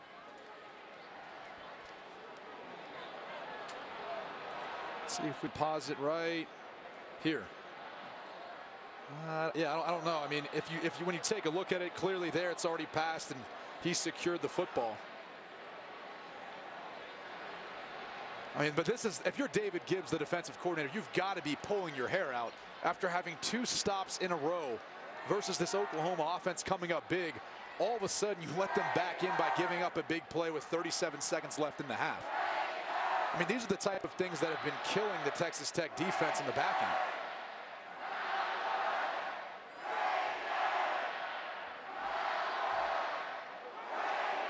And if you're Oklahoma, you're looking and seeing that this probably is at the very least will stand. The concern becomes Westbrook limping off of the field. He was not himself in the first few weeks of the season dealing with a hamstring injury. He relies so much on those legs and limped off. Well, one of the hardest things when you're a wide receiver, you got a hamstring injury, is your ability to start and stop. And when you look at the Oklahoma offense, you've got a few wrinkles in there where there's some double moves where he's got to break down and try to get the defender to bite on the route and then accelerate. And even in and out of cuts, you're using your hamstrings to help decelerate and then accelerate again. So it's hard a lot of times for wide receivers to be able to run those sorts of routes when they're not 100%. Mike Prairie, you've had a few looks at this replay now. What do you think? A lot of looks. I've run them back and forth. Jeff Gowen gave us a lot of look, given replay a lot of look. I just don't think you can overturn it because they keep on the field stands. It's a first down. Please set the game clock. And that's the key to me is the right hand's on the ball. He has control when he goes to the ground, and then when you look at it coming up here, you'll see that the hand is still under the ball. So nothing you could do but stay with the call on the field here. All right, Mike, and that is what they do. 27 seconds left in this first half. Oklahoma trying to answer back, trailing for the first time today.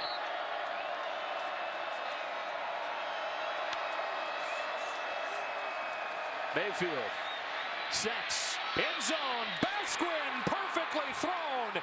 Oklahoma strikes back. A 23-yard score for Basquin.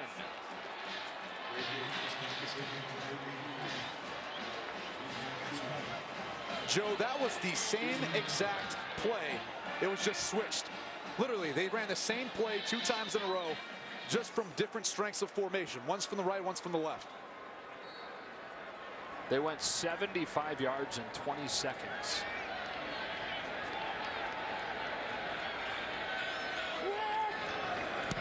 Seibert missed his first one today. He's been good since. And Oklahoma, in the blink of an eye, goes back in front. This is what helps draw it so open. Watch the play action fake. He rolls this way, and you see everyone flow, but there's no one in the back end. Everyone steps up on the run fake in support. Which, again, in this situation, I mean, they got a couple timeouts, but expecting a pass, and Basquin's just able to beat Keyshawn Allen across the field for the easy touchdown. And Basquin from Norman, Oklahoma, went to North. Turned down some interest from Mountain West schools and WAC schools in order to walk on at Oklahoma, and they basically admitted that that walk-on status probably not going to last for too much longer. No, and the key about how big of a touchdown this was, it's not just about Oklahoma taking lead, it's the fact that they won the toss and chose to receive. So Texas Tech had the opportunity to get a score to go ahead before half and then get the ball coming out of the half, but their defense couldn't get a stop. Yeah, had all the momentum. Texas Tech did. Oklahoma's taking it right back. Taking the air out of the building for the moment. trying to move it. 17 seconds in a timeout. As fast as these offensives move, I mean, you never want to say never, but at this point, they get the ball coming out of the half. I would be concerned about making a mistake with this little time left and where the ball is positioned right now. So why not run out, go into halftime, make sure you've got something good coming back out after half, make those adjustments that you need or that you see going on, both on offense and defense, and give yourself the best chance then. And that is what they'll do. Turned it over twice in this first half, a fumble and an interception. And so they will be content within 6 going to the break. Oklahoma's won 3 in a row after their 1-2 start, trying to remain unbeaten in Big 12 play. Texas Tech behind Patrick Mahomes, 375 yards, trying to get its first win over a ranked opponent in 3 years. 407 total yards, though. I mean, that is ridiculous in one half. I mean, could you imagine him getting 800 total yards of offense tonight? Let's go down to Bruce. Bob, wild last 2 minutes of that first half. What did Baker's minute touchdown drive there do for you guys to get momentum going in? It gives you a spark coming in, you know, at halftime for sure for the whole team. We just got to do a better job with third downs on defense. We've had our hands on him, can't finish the sack. He scrambles away, and he's picked up his third downs. We got to do a better job covering him. What more can you do? 375 yards for him. It seems like you guys gotten a lot of pressure. Is it just simply tackling him? Well, a few times it's tackling him. You know, you get your hands on him. He's a big guy, works away.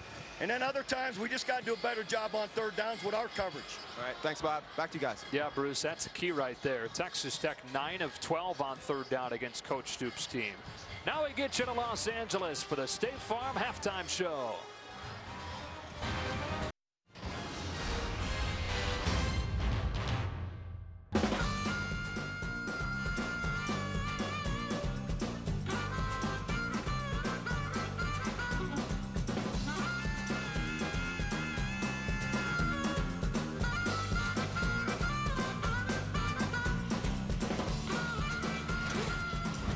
Pretty much what we expected in that first half. A lot of offense. Oklahoma with that quick scoring drive after Texas Tech had taken its first lead of the game to retake the lead going into the break. We get you set for this second half. Joe Davis, Brady Quinn, Bruce Feldman again in a moment.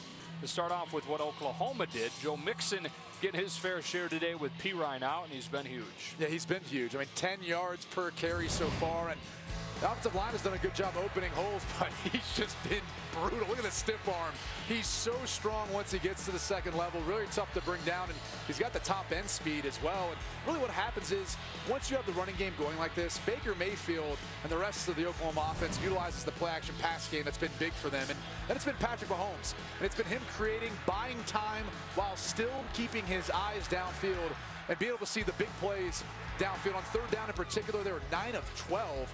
Then for the touchdowns, I mean, it's been all Mahomes and his ability to make plays. 400 total yards, a couple touchdowns as well for Mahomes on the night. He's their leading rusher. He's been everything for this Texas Tech team. Our Verizon first half stats, more than 800 yards of offense combined. And we've still got a half to play in the 24th meeting between Oklahoma and Texas Tech. And the Red Raiders just started the 25. We go down to Bruce Feldman, who talked to their head coach. Yeah, Joe, Cliff Kingsbury was actually pretty fired up about his team's performance because the turnovers hurt us, but Pat Mahomes is locked in. And so what was the other message to your team? He said, just enjoy this. This is why you guys came here. How about that message? I mean, and that's the truth, right? Look at Pipkins, a guy who came from Michigan, from the Big Ten. School that's really accustomed to playing some of those big matchups. That's part of the reason why he came to Texas Tech. You get matchups like this, Oklahoma, a night game, a blackout. Who wouldn't be fired up for this sort of atmosphere? So here we go with the second half. Texas Tech starting from the 25, and wouldn't you know, an empty set. They bring pressure. Mahomes throws low, incomplete. Wanted Giles, the Big 12's leading receiver, led the way in the first half with 5 catches for 77. Mahomes has now thrown it 47 times. We mentioned that he's the leading rusher right now for Texas Tech. They just haven't been able to find anyone to replace DeAndre Washington, moving on to the NFL. 2 years in a row, he was a 1,000-yard rusher the past 2 seasons. QT coming in motion. He's got it. QT slipped onto the tackle and got 5 or 6. It's third down. And that counts as a pass attempt. Yeah. not a rush, even though essentially is an extension of the run game. But it helps them get within third and manageable, something that they really struggled to be in the first half, even though they had a high conversion rate. The Texas Tech offense, now they're still rushing over 100 yards a game, but a dramatic difference from the years past when DeAndre Washington was in the backfield. Davion Ward started this play in the backfield. He motions out. And on 3rd down and 4, it's incomplete, nearly intercepted. Stephen Parker already has 1 pick today. Got his hands on a ball intended for Batson. And a 3-and-out for Texas Tech to open half number 2. Yeah, too high, too hot, just off target. I mean, he had bats on the inside on a slant route. Unfortunately, just too much on it. You got to put it more on the body of the frame of Batson, and he's tiny. He's not an easy target to hit across the middle. He's only 5'9", 180 pounds, but had some space there. Good sign there for Oklahoma fans. Westbrook limped off of the field late in the first half. He's back to return this punt. Michael Barton. Fair catch from Westbrook. And Oklahoma to begin at the 31-yard line. Sooners in that first half are averaging more than 11 yards per play. 448 yards total over the first 30. And really the big key has been the trio of playmakers. It's been Mark Andrews, Joe Mixon, and Dede Westbrook. Look at that. Tonight, 85% of their offense as far as their production coming into this game, only 55%. Now, part of that was going to go up because Samaje Perine is out, but still, that's essentially what their offense is built around. That's where Baker Mayfield's trying to go with the football. From the 32-yard line, that's where this drive begins. They've had great success on the first play of drive so far today. Not this one, it didn't look like. Mixon broke out of it. What a highlight show this guy puts on. 68 yards of utter brilliance for Mixon. But there's a flag down way back at the 47. They had him dead to rights, 2 yards in the backfield. By number 11 of the offense. A 10-yard penalty and replay first down. Oh, no, not Dede Westbrook. And he usually does such a good job blocking downfield. In Oklahoma's win last week, you know, he had a good block to help set up a Samaje Perine touchdown reception. But look at this. I mean, Joe Mixon, how does he get it? It's almost magic. He's able to somehow get skinny, get through. And you can see right there at the end on the right hand of the screen, right side of the screen, Dede Westbrook grabbing too much jersey. An uncharacteristic mistake for a guy. You can see right here at the end. He's grabbing Paul Banks, and it's hard to see from that vantage point, but as Banks started to go down, you started to see that jersey pull, and that's what the sideline judge is looking for on the outside. And because it's a spot foul, they still do get 5 yards on that play. 1st and 5. Abdul Adams comes in to take the fake. And Mahomes with a timing route to the outside for Dahu Green. Only his 2nd catch of the season. And if you're used to watching Oklahoma and seeing him in 18, he's wearing 2 today because there were 2 number 18s on the same special teams unit. Curtis Bolton the other. So they switch him to 2 so they can both stay on that group.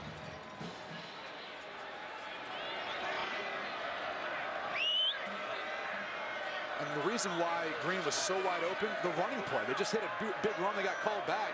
They got to put extra guys down around the line of scrimmage. Here's Adams. Good blocking in front. Flowers leading the way from his fullback spot. Malik Jenkins the tackle. That's the hard part about going up against this Oklahoma offense is look at injured player down is true freshman Desmond Smith. Came up to try to make a play on Adams, but you know, the run game has been so effective for Oklahoma, it really puts you in a predicament if you're a defensive coordinator. Because the second you start putting that extra body up around the line of scrimmage, you got one guy less on the back end, and you don't really have safety help, so you got your defensive backs out there in one-on-one coverage in space. Let's go back, though, and take a look at Desmond Smith and see. You can see him coming in for the left side of your screen. And it looks like he puts his head into Ben Powers. It's the left guard. So as they take a look at Smith, we're going to take a break. Fox College Football presented by Verizon. Join a better network because better matters. And sponsored by Progressive, handing off savings to you. And by Dr. Pepper, a college football tradition. We go back to that 25-yard completion to Dahu Green. We talked about how Texas Tech has to put more bodies down around the line of scrimmage and what that does to the outside. Look at this. 1, 2, 3, 4, 5, 6, 7 guys. And as the play plays out, you see once again one-on-one coverage, a lot of space outside, and once again it's DJ Bray. You know, he's one of the leading tacklers for Texas Tech, but that's because Oklahoma keeps targeting him in one-on-one coverage.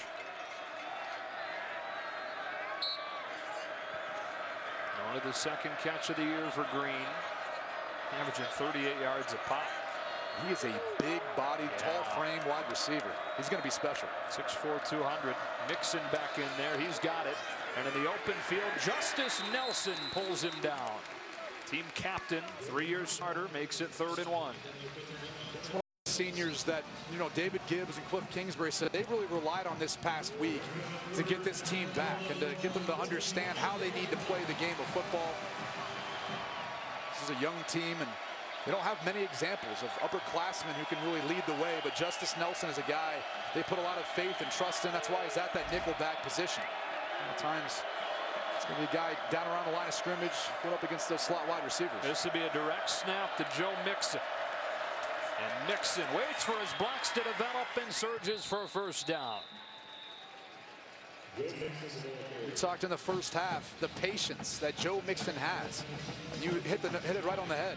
I mean, he waited a half second, allowed everything to develop, and he knew he could turn on the speed to be able to accelerate through the hole and get the first down.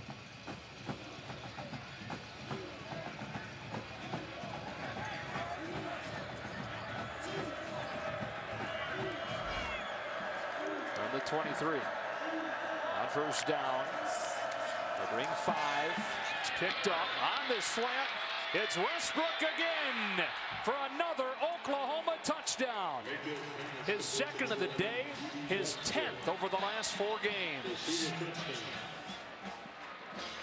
I mean, you just can't cover the guy one-on-one. I mean, look, he's working on Paul Banks. You see the cushion Banks is giving him, and he just beats him out of the break with speed, and he's strong enough to work through the tackle. I mean, that's just simple football. There's not really even much for Baker Mayfield to read. That's what happens when you can run the football effectively. What a swing in momentum it's been. It was 24-23 Texas Tech with a few seconds left in the first half. Sooners scored 75 yards in 2 plays, and then they score quickly to open the second. Fox College Football, presented by Verizon, is sponsored by Nissan, premier partner of the Heisman Trophy. Back here in Lubbock, back-to-back touchdowns for Oklahoma after Texas Tech had taken its first lead of the game at 24-23. And Baker Mayfield now 4 touchdowns in his return to Texas Tech. A little easier to be over on that sideline when things are going well. I'm sure when the game is a little bit tighter, those fans had some stuff to say, and it's not fun when you got to take your helmet off and hear some of that stuff from time to time.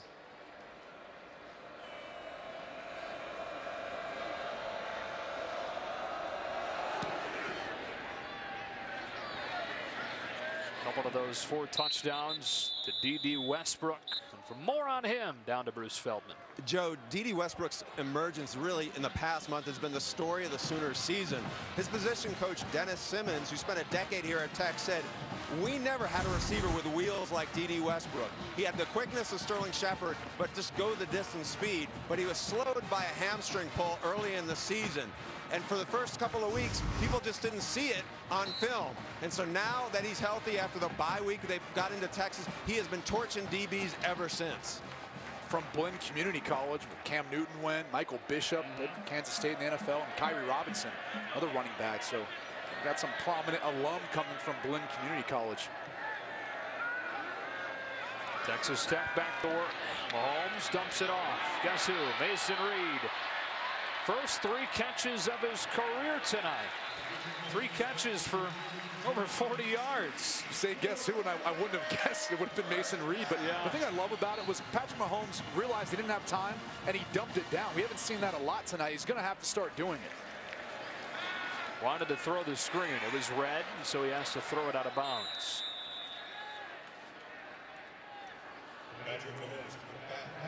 We talked about it. You know, he's not going to have the opportunity always to make those big plays downfield. As we can see Justin Murphy coming back into the game.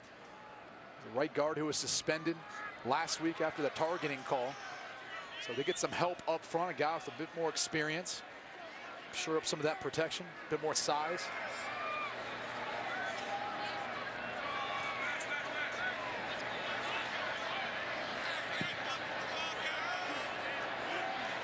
On 2nd and 10. Mahomes in a shrinking pocket. Dangerous throw is broken up on a diving play by Jordan Parker. The Oklahoma defensive staff is really excited about Jordan Parker. They've been looking for someone at that field corner spot to really step up, and Parker's the guy who's kind of got that size everyone's looking for now. 6'1", 190 pounds, rangy. Also the ability to be able to react and make plays in the football. Saw it right there. On 3rd down, there's a whistle and a flag.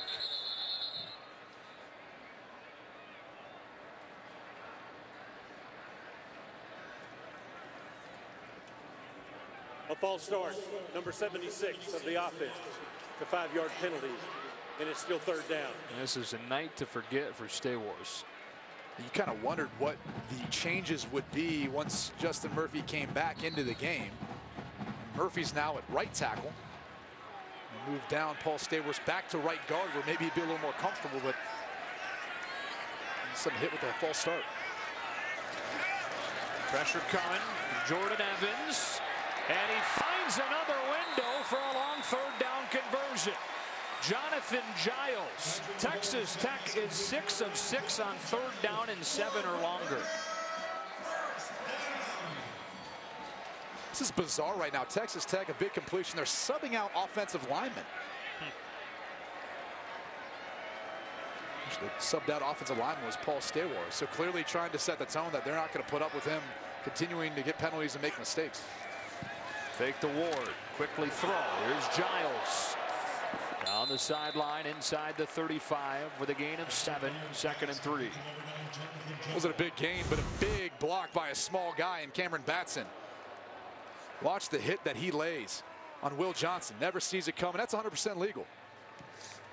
I said 3. They actually only gave him 5. Stepping out at the 33, so 2nd and 5 for Texas Tech.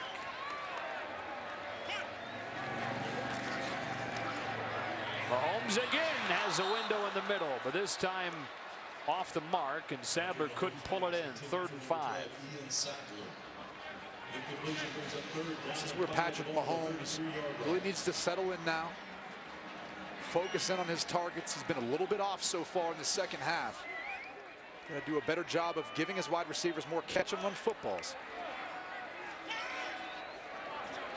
We mentioned that they're perfect on 3rd and 7 or longer. Oddly, from this range, 3rd and 5, they're 0 for 4. Pressure coming. Picked up. It's Batson. It's a 1st down. Throws away Will Johnson. Recovers to push him out at the 18. 15 yards and a 1st down for Texas Tech. And there's a perfect example of Patrick Mahomes being calm in the pocket, addressing his throw and throwing an accurate football that allowed Batson to catch and run to get the 1st down. Mahomes keeping it. They had it red. And now he throws. Oh, the improvisation. There is a flag down. Was he across the line of scrimmage? As Batson caught it. Now your entire body has to be past the line of scrimmage for it to be a flag. Also very well could have been lineman downfield. Yeah. An ineligible player downfield, number 73, the offense. A 5-yard penalty, and it's still 1st down. And that's why it's tough to have these run-pass options when you extend the play. You know, typically you're staying in the pocket, giving a little fake and deciding whether or not you're going to give the ball or not on the run. So on the right side of our screen, I believe it's Justin Murphy who just got in the game. Hardly downfield. Yeah, I mean, it's cutting it close, but again, that's what happens when you extend these run-pass option plays to the outside. Justin Stockton making his first appearance in the game for Texas Tech, and they waste no time giving it to him. Stockton able to turn the corner for 3 or 4. Emmanuel Beal punches him out, and it's second down. This guy is a highlight reel waiting to happen that has just not been able to get going this year. Well, he's got a ton of speed. I mean, home run hitting speed and ability. Saw a glimpse of it as he got to the outside, but really what they were looking for is the toughness. He used that stiff arm to pick up some additional yardage. That's what they want him to do. Run tougher with the football, be more physical as a running back.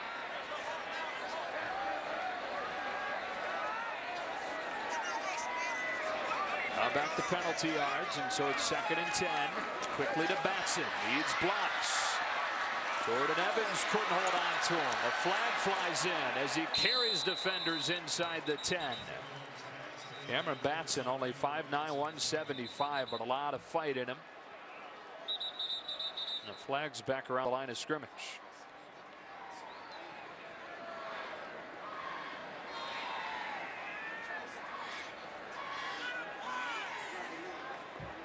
Judging by the reactions, looks like it's on Texas Tech. And the ball got out of Patrick Mahomes' hands so quick. I'm curious to see what this is going to be, because there wasn't enough time for anyone to get downfield.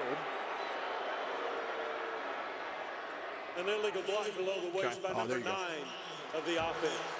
The 15-yard penalty from the previous spot and replay 2nd down. Jonathan Giles. Let's just check out what exactly he does.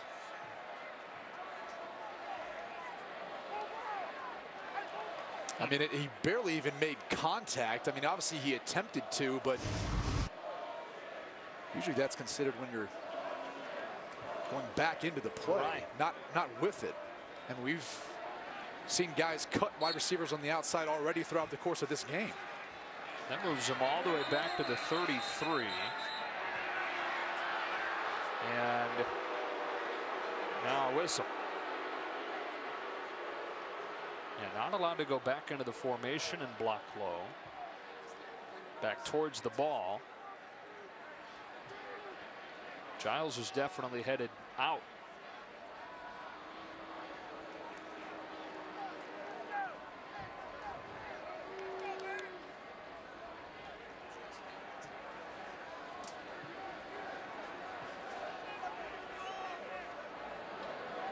Mike Pereira, what are we missing on this last one? We're missing a lot of things in this game. It's going to last until tomorrow, but you can't block low unless you come from the front. They call it 10-2. It has to be from the front. So if you come from the side, ball's out of the box, it's a foul if you go low, period, unless you're right from the front. But they drop it into Reggie Davis for a touchdown.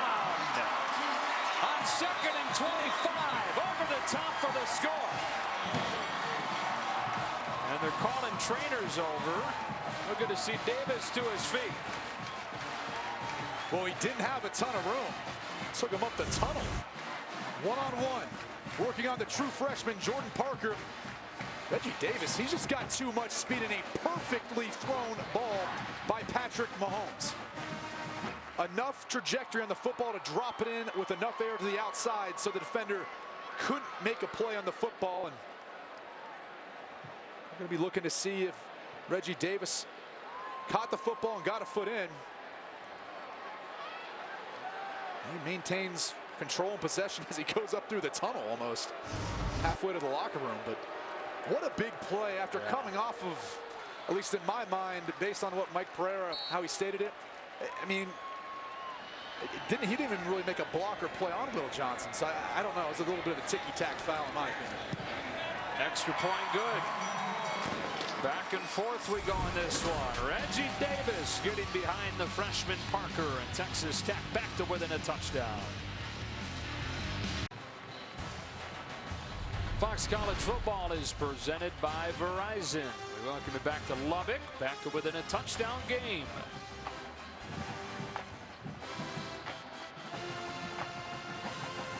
Reggie Davis, first touchdown of the season. The guy that had 15 touchdowns over his first 3 years. It's been a quiet start to this year for him. But on a perfectly thrown ball from Mahomes, he has Texas Tech back to within 6.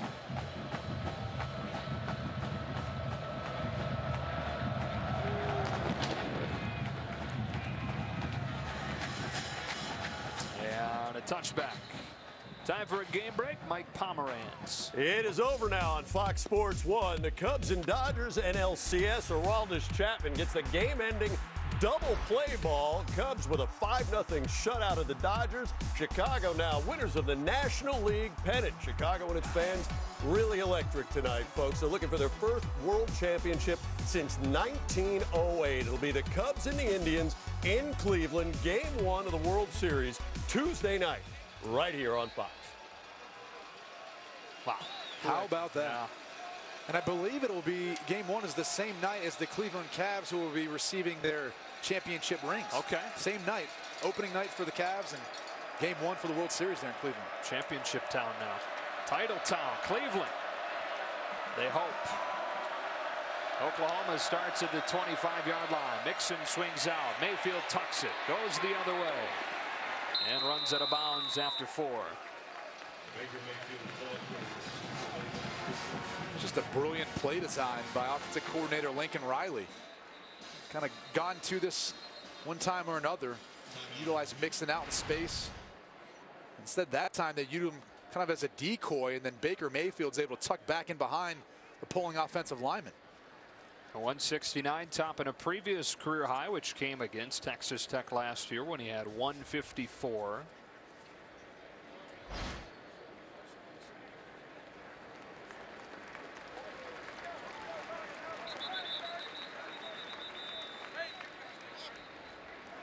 And the whistle as the teams both go to the sideline for a moment. Gives us a chance to go down to Bruce.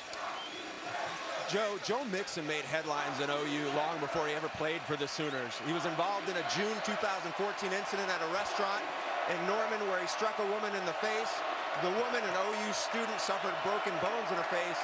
Mixon later said to an attorney he acted in self-defense. We'll get back to this in a second. In front of the 2nd and 7 play where they fake the mix in and have an open basket at midfield for a first down, Bruce. Yeah, Joe. So OU sidelined him actually for the 2014 season. It was a really ugly incident that for many folks has defined Mixon. Sooner coaches, though, say Mixon's actually one of the last guys they'd have expected to be involved in an incident like that. Earlier this week, Bob Stoops told us that Mixon brings positive energy every day and has actually become one of the most popular guys on their team. He's in the backfield on first down from the 48. He's got it. And he's got a gain of 5. He was already charged with a misdemeanor. There's now an ongoing lawsuit that's been filed by the victim. And the latest news is that the victim has withdrawn a previous intervention to keep the video of that incident from being released. It still never was released publicly. But that's the latest news in an ongoing civil case. 2nd and 5 for Oklahoma from the Texas Tech 43.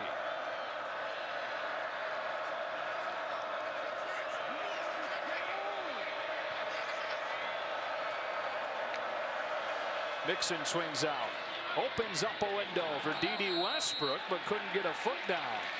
And Oklahoma's looking at 3rd and 5.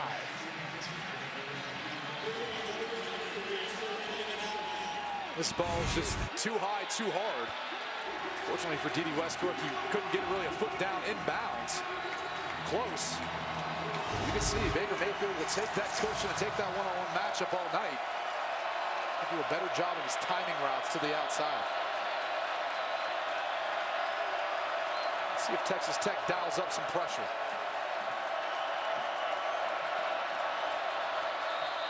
They bring 5. Mixon with a gain of just 1.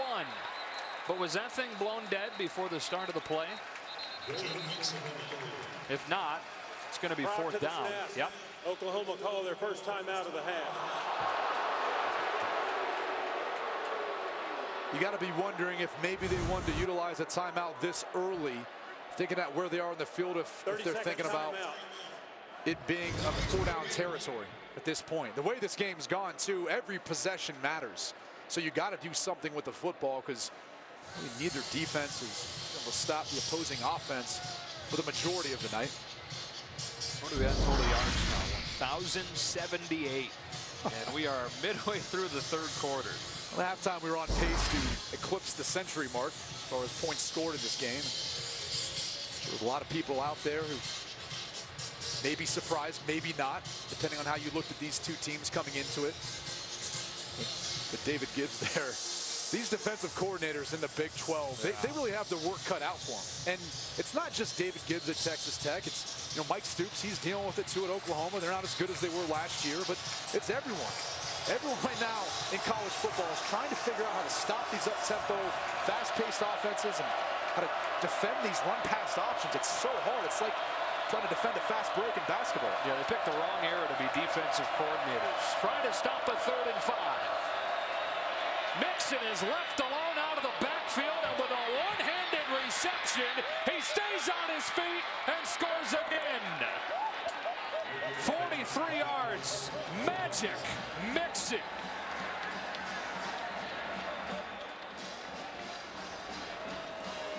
And this, to me, is just a mental error. We've seen Oklahoma utilize Mixon out of the backfield, but Gary Moore is the guy who was responsible for him. But look at the one-handed catch. I mean, like, what more can you say about him? Looks like it was up there on a platter, and he just brings it down. But why? How do you put a defensive end in one-on-one coverage on Mixon anyways? All 3 of his touchdowns have gone for more than 40 yards. And Oklahoma back in front by 2 scores. So casual about it, too. I'll take that. I'll take 6 more.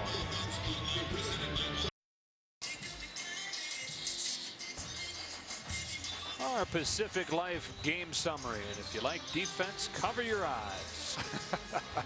It's been offensive dominance, and you can see, look at the lack of balance there for Texas Tech. 476 yards passing. That's kind of the norm, though. They average about 510 yards passing a game. That's #1 in the country, and it's not even close when you look at who's 2. Louisiana Tech's 2, and they're, what, 120 yards a game behind them? And Texas Tech is on pace to raise that average, which already sits 511 a game. And so the Red Raiders to begin at the 25-yard line. And we go back to that touchdown. Well, when you blitz, you gamble. So David Gibbs is going to draw up a blitz, and then he's going to try to drop the end Gary Moore. The problem is now Gary Moore is responsible for Joe Mixon. And look at the amount of space he gives him, let alone the fact that you've got a smaller, more athletic player on a defensive lineman. They say it's the perfect play call by Lincoln Riley. Not a good play call by David Gibbs, but really good execution by Baker Mayfield to see it, realize this matchup, and then give, I guess, Mixon a catchable ball. Yeah, for him. Mahomes back out there, 31 of 56. Daly on Ward. Stays on his feet for a gain of 2. Bruce Feldman was just reporting to us that Bob Stoops a moment ago was getting after the defense, saying we need to come up with a stop. Like every time Oklahoma has started to pull away, Texas Tech has had an answer. They fake short, and now Mahomes has no choice but to bury it out of bounds. Well, it starts up front. Starts with the defensive line for Oklahoma. They have to do a better job of affecting Patrick Mahomes in the pocket. He's been uncomfortable at times, but when they get a shot on him, they got to find a way of bringing him down. And let's see Matt Romar in the game. He's been a big piece. He's been banged up a little bit tonight. Jordan Wade, number 93, is in his place. The guy who's really stepped up is Neville Gallimore. He's going to be big. He's got to continue to get pressure. On 3rd and 7, they bring 4. They throw right into the blitz, and Batson has enough for a first down. Texas Tech, 8 of 8 on 3rd and 7 or longer. Gambling with house money at this point, but there's 2 ways of beating a blitz. You either throw into it or throw away from it. That time, Texas Tech chose to throw into it. Batson was able to get the first down. Batson's lined up in the backfield here for a trick play. And they've got an open Sadler crossing the field. First down into Oklahoma territory. Handed it to Batson. Flipped it back to Mahomes, who hit Sadler. It's like playing hot potato. You're pitching the ball all around, and it's really just to get the Oklahoma defense to slow down. They don't know where the ball's going, and all of a sudden Eden Sadler's running wide open across the field for the first down in the big game. And why make Batson the guy there? Well, Batson's one of those converted quarterbacks. Threw one back to Mahomes, who fakes to QT. Now throws on the move and overthrows Davis, who had beaten Jordan Parker. And Mahomes upset about something. Really upset about something. I think he wanted Reggie Davis to come more across the field. At least that was what he was signaling downfield. These Texas Tech wide receivers on the outside are burners. It's hard to keep up with them. Oklahoma showing pressure on second down. Sooners haven't brought a ton of it today. They've been able to get pressure with their down men. First career reception for Quan Shorts, and he stumbles over the 40. Redshirt freshman from Humboldt, Texas. Looked like he had some room, but goes down in a gain of 4. Second career reception, beg your pardon. Once again, you see Texas Tech throwing into the blitz. They bring people from one space. Texas Tech is going to try to throw the football into that void. It's over 500 yards now. 3rd and 5. Just another night for the Texas Tech offense. Yes.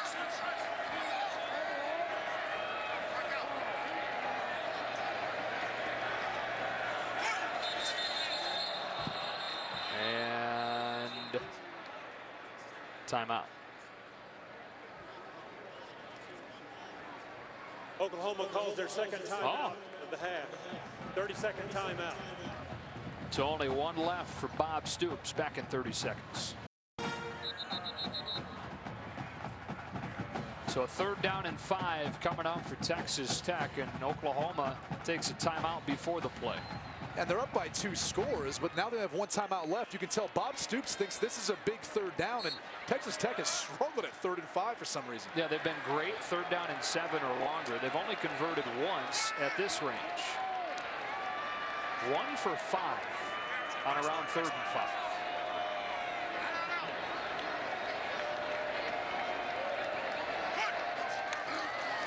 They run it with Ward, and Jordan Wade throws him down 2 yards short.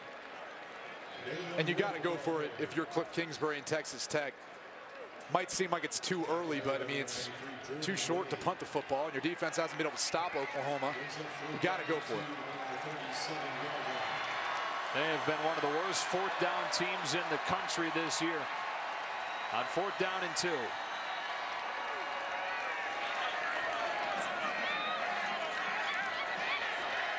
Got one-on-one coverage on the outside. Back-to-back runs, and Ward has enough for a 1st down. Rarely do you see that from the 2016 Red Raiders. How about that? You haven't been successful running the football all year long, but you utilize it to get a 4th down. And on 1st down, Mahomes with a flag down, perfectly thrown to Batson. But a flag back around the line of scrimmage.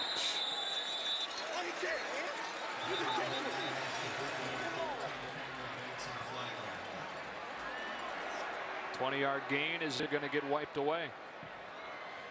Would not be the first time tonight. A chop block by number 32 of the offense. It's a 15-yard penalty, and it's still 1st down. It's the true freshman, DeLeon Ward, getting more playing time than he's ever seen in the course of this year. Let's go back and check it out. He's right here. You're going to see him. And that's about the definition. He goes low. The offensive lineman is engaged high. Be the definition of a chop block. And again, you see Texas Tech with a penalty takes away a huge gain. They would have had a 1st down at the 15. Instead, 1st and 25 back in midfield. We're on 2nd and 25 earlier this quarter. They threw a touchdown to Reggie Davis. Mahomes rolling, steps away from one man, and will cut it upfield and get back a chunk. DJ Ward pressured him out of there, but he runs for a dozen. Look how nifty Patrick Mahomes is. He gets outside the pocket. You see Austin Roberts trying to go after him, but he just switches the ball to his left hand like it's nothing. Keeps his eyes downfield. Look, he wasn't able to find anything, but he picks up a positive gain and keeps them moving. 2nd and 16. 4 receivers into the wide side of the field. Mahomes looking that way. Lofting one down there, and it's incomplete. Again, had one-on-one. QT against Parker, but nowhere close. As I'm sitting here looking at the Texas Tech wide receivers, they're starting to look a little bit gassed. And we've still got plenty of time left in this game, but look at how many plays Texas Tech has run so far. 78 plays. I mean, they average somewhere in the 80s, but I mean, we got plenty of time left to play. 3rd and long, just what Texas Tech is most comfortable today. Play clock down to 5. Mahomes back to throw. Has time. Now scrambling. Heaving one into the end zone. It is caught for a touchdown. Giles came back around 2 defenders for a score from 44.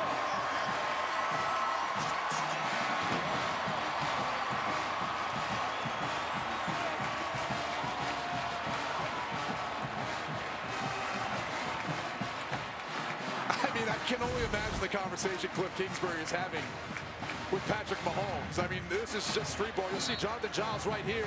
He's going to find his way to the other corner of the end zone. 2 guys on him, and he just goes and makes a play on the football better than anyone in the secondary of Oklahoma. I mean, if you're Mike Stoops, you got to be pulling your hair out up in the press box. Mahomes had his nameplate ripped off there, too. I don't think you need a nameplate for folks around here to know who he is.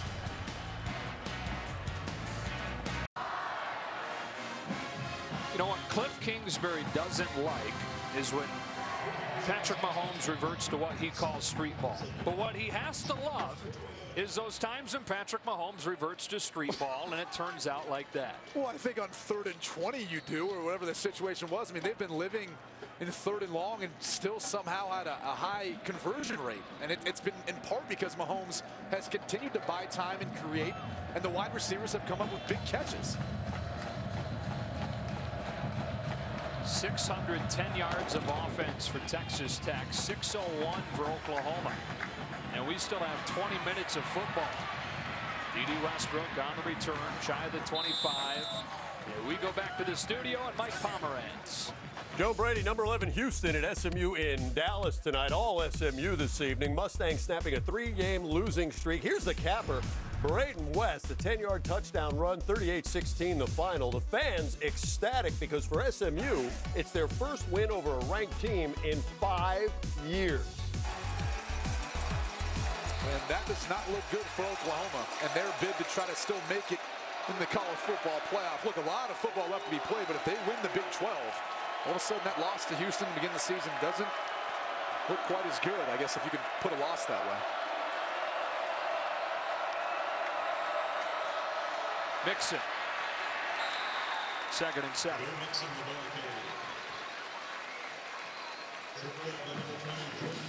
Spotted him well short of where he finished. 2nd down and more like 8 or 9. What's gone unnoticed is how efficient Baker Mayfield's been. And it's in part because he's been just running the system, playing from the pocket, making throws. And it's not as flashy as what Patrick Mahomes has done, but he's had himself a heck of a night as well.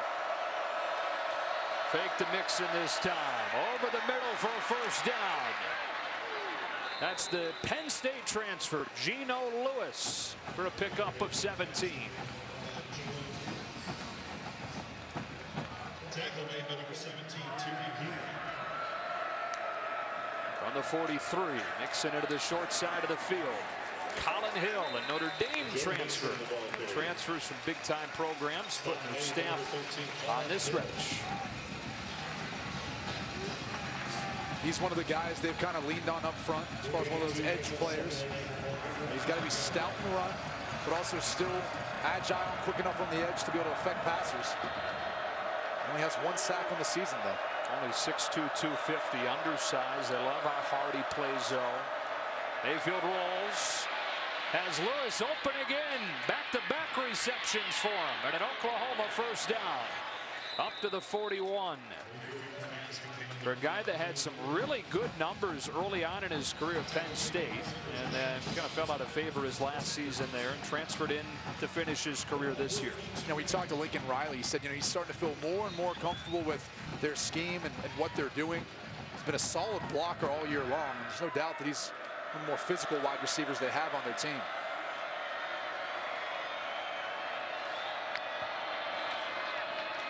Mixon straight ahead. Hit the hole hard. Got 7 or 8. Pipkins the tackle. 2nd and short. I mean, Mixon isn't even getting touched until he's about 6 yards downfield. And credit to the Oklahoma offensive line. They've started to kind of dominate now the line of scrimmage and some of that push. You can see Bobby Evans, the right tackle, was laying right next to Mixon on the ground. That's how far he was pushing his defender downfield. This line is going to be a monster in time. 3 sophomores and a freshman up there. Started 3 games now together as far as the group with the positions that they're at currently tonight. Continuity huge for him. 2nd down and 2. Mayfield a deep drop. All kinds of time from that O-line. But the coverage downfield makes him scramble and throw for Flowers, who adjusts with a flag. He caught it. Touchdown Oklahoma. The fullback, Dimitri Flowers, 35 yards.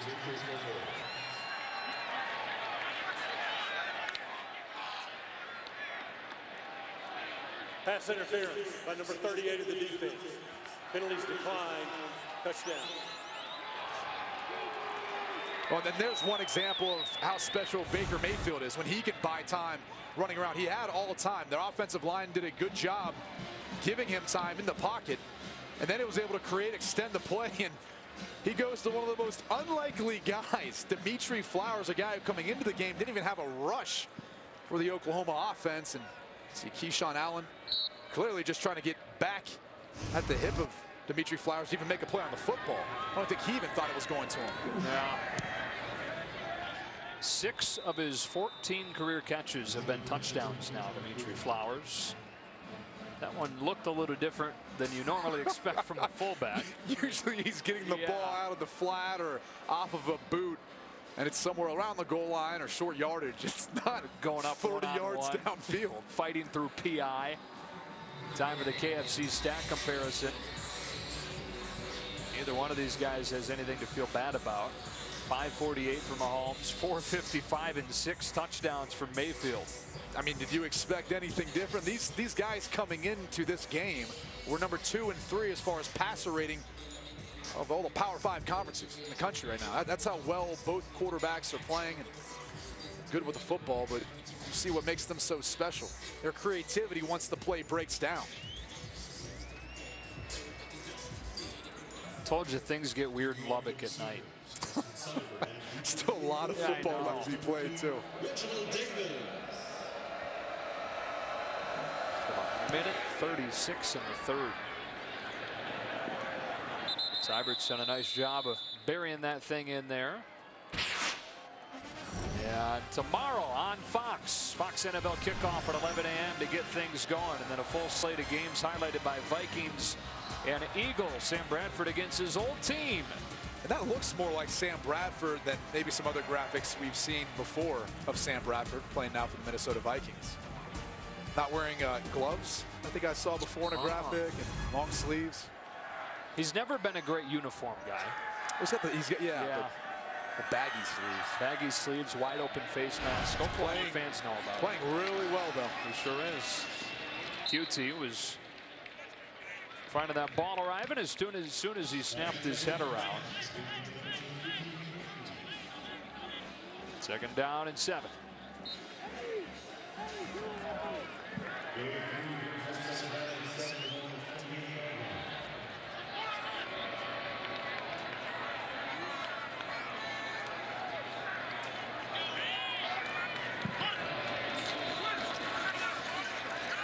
Mahomes got rid of it. Oh my goodness.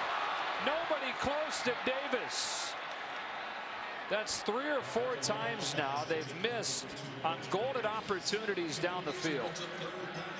And you just can't do that when you're in a shootout with Baker Mayfield and the Oklahoma offense. Look at this. And here's the thing, Reggie Davis does a tremendous job of making a move at the top of his route to turn the hips of the cornerback. That's why he was able to get so wide open. Parker got turned all around, didn't have any vision on Davis. 3rd down, 7. This time it's Shorts. And a first down for Texas Tech. They've still not been stopped today on 3rd and 7 or longer.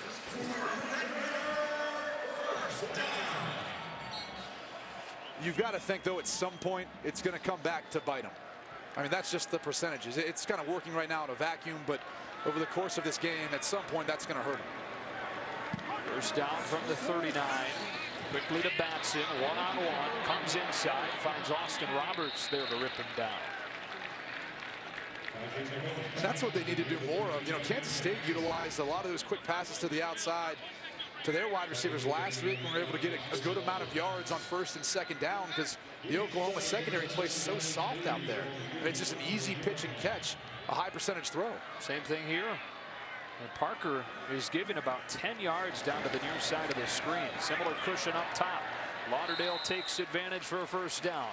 And you look at a guy like Devin Lauderdale, he's fast enough where he makes one move, and if Jordan Thomas misses, he's up the sideline for a touchdown. You could probably make the case for Reggie Davis as well, and Kiki Qt. I mean, any of these guys, once they get open in space, they are extremely tough to be able to bring down to the ground. Final seconds of this 3rd quarter. Holmes back to throw. Pressure from his backside. Floats one up there. DeLeon Ward can't run under it. And that's how this quarter comes to a close. What in the wide world of offense does the 4th quarter have in store for us? Start our 4th quarter with our Nissan Heisman Watch. I just kind of feel like Lamar Jackson's running away with it. Another big game today. 4 touchdowns, 430 yards total offense on that beatdown on NC State. Deshaun Watson's got a bye, but they got a big game next week versus Florida State and Ohio State.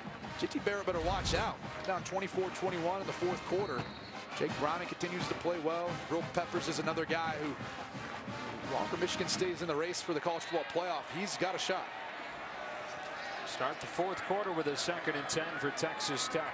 Oklahoma shows pressure and brings it. Swing it out to QT. Good tackle by Thomas in space. Season high in tackles for him.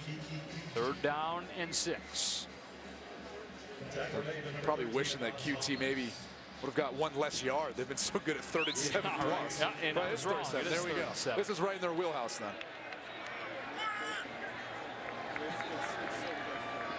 And again, 2-score game, probably 4-down territory depending on the game. Look at the cushion on the outside. 3rd and 7. Mahomes is pressured, finds a seam to take off for a first down. You just can't win. You rush 3, you drop 8, he finds a seam and then runs to pick up the first down. You try to pressure him, he gets the ball out of his hand quick, and all of a sudden one of these speedy wide receivers is able to beat one of your defensive backs for a big play or first down. Best he's looked since that shoulder injury a few weeks ago. He's not practiced a ton the last few weeks, although this week more practice than at any point since the injury. Said he was feeling as good as at any point since the injury. They've float one, and Samber's got a first down. Doesn't matter what either one of these teams does right now, they're moving it. And this is the perfect description of a passer. He's not a thrower. He uses touch and the ability to drop the football in behind the defensive coverage. I can't tell you how hard that is to do. And it was with Justin Stockton in the game as a decoy swinging out. He stays in there, number 4. And outside again, it's Sandler. And a block from Shorts, and then Oklahoma rallied defensively to help Capri Doucette get the tackle. 2nd down. Nice play by Doucette. He's kind of had to have a good game. Him and Will Johnson, those guys have been working in and out, come out that almost nickel Sam position. They've been asked to do a lot. They've got a tough task of playing in space, trying to bring down wide receivers who are a lot of times quicker than you are. Mahomes zips one incomplete. He's now thrown 73 passes, which is a new Texas Tech record, and that's saying something around here. Well, he's got a baseball background. It's almost like pitching. What, 9 innings, something like that? So he's working that pitch count up there, but I mean, that's the style that Texas Tech has really played all season long on offense. It's been heavily based upon his arm, and he's got to convert here on 3rd down. Breaking Graham Harrell's record, which was set in an upset win against Oklahoma back in 2007. On 3rd and 8, speed option. Mahomes trying to get outside, and with a fake pitch, Mahomes has 6.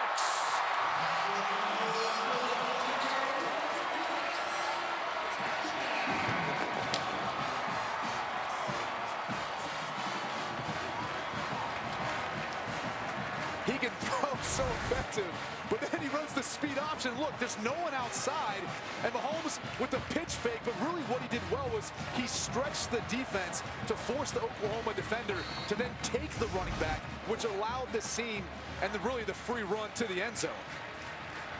591 through the air for him. And now nearing 70 yards rushing. Make that 75. 685 total for Texas Tech to go along with Oklahoma's 677. Fox College Football presented by Verizon is sponsored by Dell and by Pacific Life. Generations of families achieve long-term financial security for over 145 years. Still 12:57 of this madness. 51-45 Oklahoma as they fasten up that knee brace on Mahomes. He dealt with that injury in previous years, and he has put this team on his back tonight, has them within 6.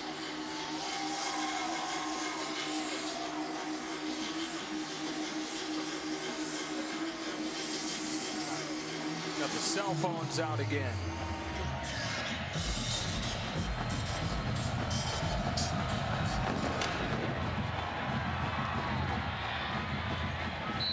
And somehow, Baker Mayfield's gotten overshadowed because of what Patrick Mahomes has done. But Mayfield, Brady, 21 of 29, 455, 6 touchdowns to match a single-game record, and he's not turned it over.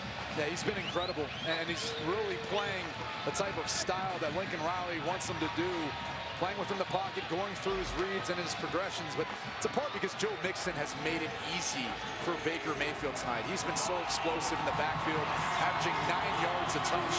So it's opened up a lot of things, I think, for him in the back end.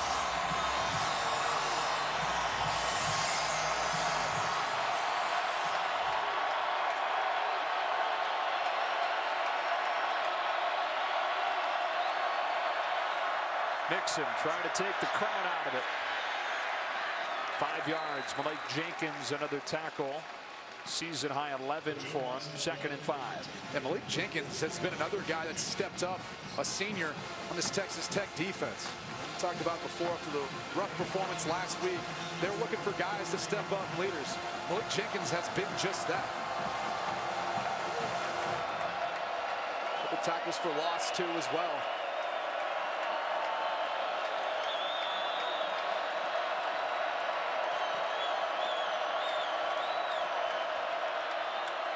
Mixon again.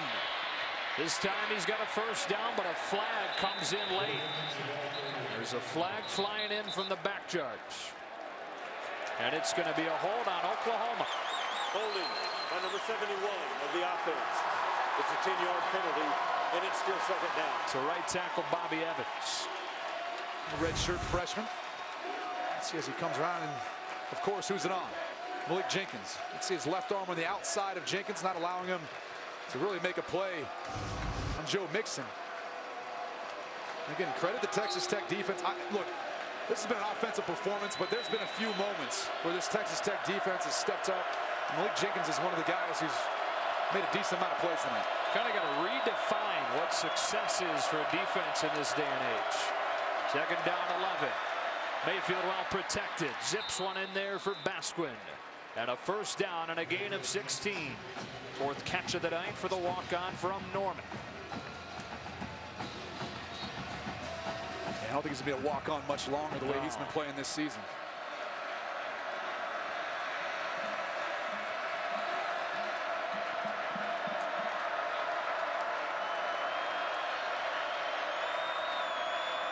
It's Mixon.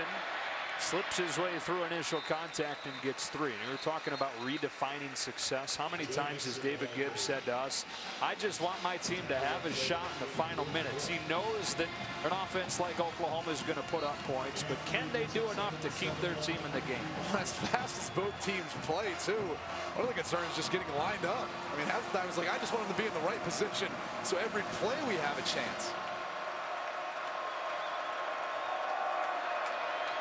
Oklahoma's moved over 700 yards of offense. Second down, 7. Mayfield a strong arm strike. D.D. Westbrook stop and start. First down inside the 35 and down to the 30. Another huge night for Westbrook, who adds 26 more to his total.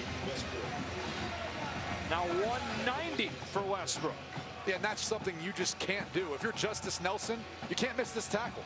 You got to find a way of utilizing the sidelines to get D.D. Westbrook out of bounds and can't allow a big gain.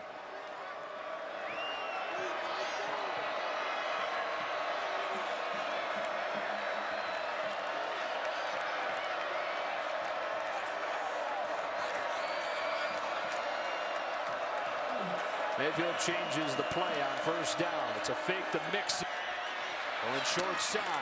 Flag flies in from the secondary as Westbrook has another reception, this time tackled by Nelson. See if he pushed off to get that separation.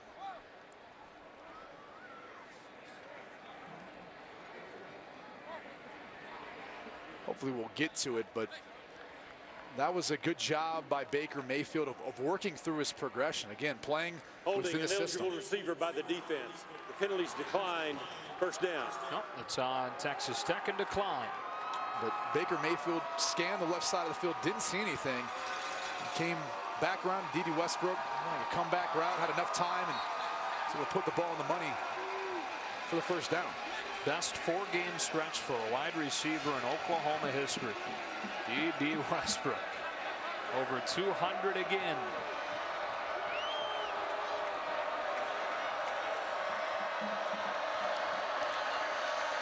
Mixon. Texas Tech doing a better job against the Oklahoma run lately. Second down, 7. Michael and Thomas credit for the tackle.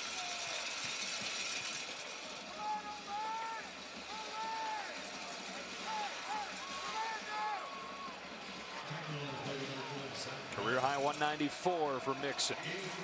David Gibbs is trying to come up with some way to get off of the field, or at least limit Oklahoma to a field goal.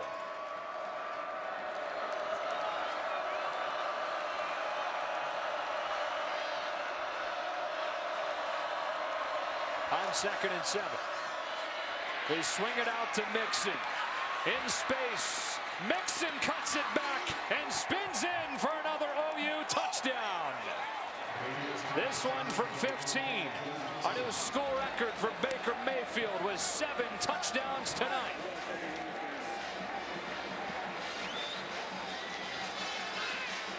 So David Gibbs and Texas Tech, they bring pressure again. Off the edge, you see Jashawn Johnson, and really it ends up being number 12, Zach Barnes. He's the one that busts this play. He was responsible for Joe Mixon in coverage. He's the widest guy. You should have went with him and not allowed that reception. But good throw by Baker Mayfield, trying to find a way and get a window to throw the ball to Joe Mixon, and big play. So we now watch Oklahoma go for 2. Try and make this a 14-point game. Try to make up for the missed extra point on their first touchdown an eternity ago. They swing it to Westbrook. He's got the corner, and he's got 2 more. And so the lead is 14 for Oklahoma. Out of those 7 touchdown passes for Mayfield, 3 of them to Mixon, who's got 4 total on a career night.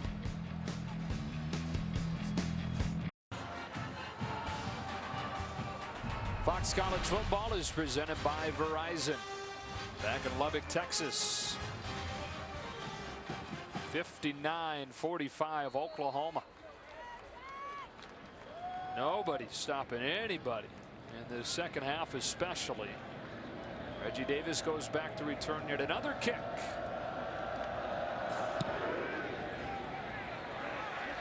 It's a short one. Davis will have a chance. Got one block. Unable to get the edge. Angled out by Parker. Time for a game break. Back to Mike Palmer.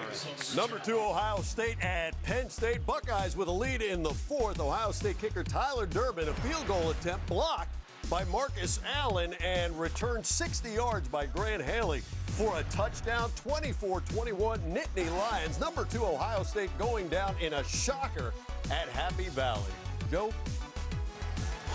Wow. That's how it happened. A blocked field goal returned for a touchdown. And Michigan's got to be sitting there looking pretty. Shot for the Big Ten title now.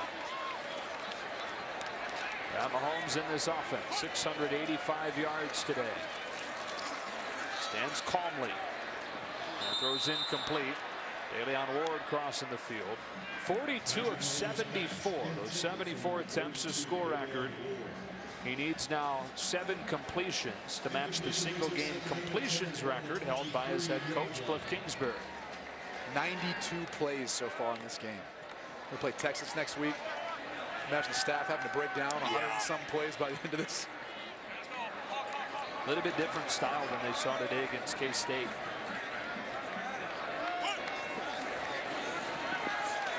Able to get home, but only 4. But he steps away from Beal and throws back against the grain for QT. 3rd down and 2.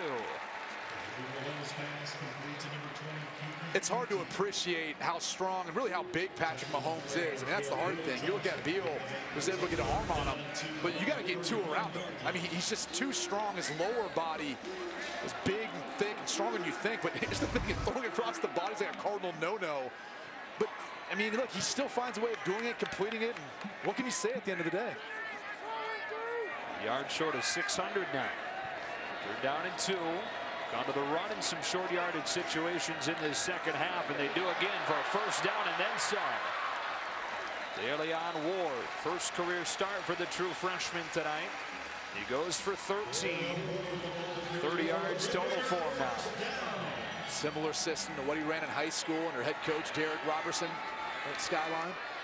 Mahomes, good field in the pocket, lofting one, downfield, and again he's missed an open man deep. This time Giles with Thomas in coverage. As many yards as he has, as many tremendous, amazing plays as he's made, there have been a lot of missed opportunities down the field. Left some out there, and I think the hardest thing as a quarterback, when you're scrambling up in the pocket, you're bringing some momentum with you, so it's a little bit harder to be as accurate throwing the ball down the field because you got to put a little more air on it, take a little bit off, because your momentum, your body running with the throw carries it that much more. On 2nd and 10. On his back foot this time. QT's all alone. It's a Texas Tech touchdown. This time he connected for 56.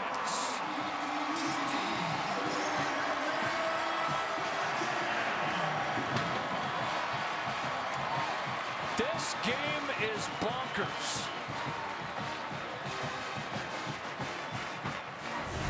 I mean, what do you say?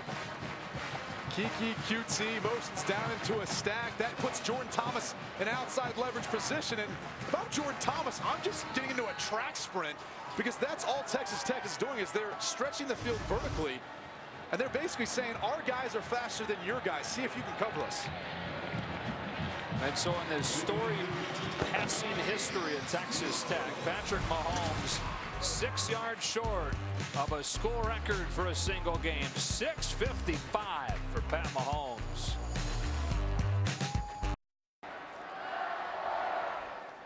Oklahoma with a 59-52 lead. Both teams have exactly 762 yards of offense, and we've still got a little ways to go here. Man, this is crazy. It's an unbelievable offensive performance. You could kind of shake it the other way and say, well, each defense is really struggling right now, but that's just where we are in the common day of college football, and both quarterbacks have played exceptional. I think you look at Texas Tech, what Patrick Mahomes has done. He's the leading rusher, and he's really put this team on his back right now. They've got to get a stop out of their defense.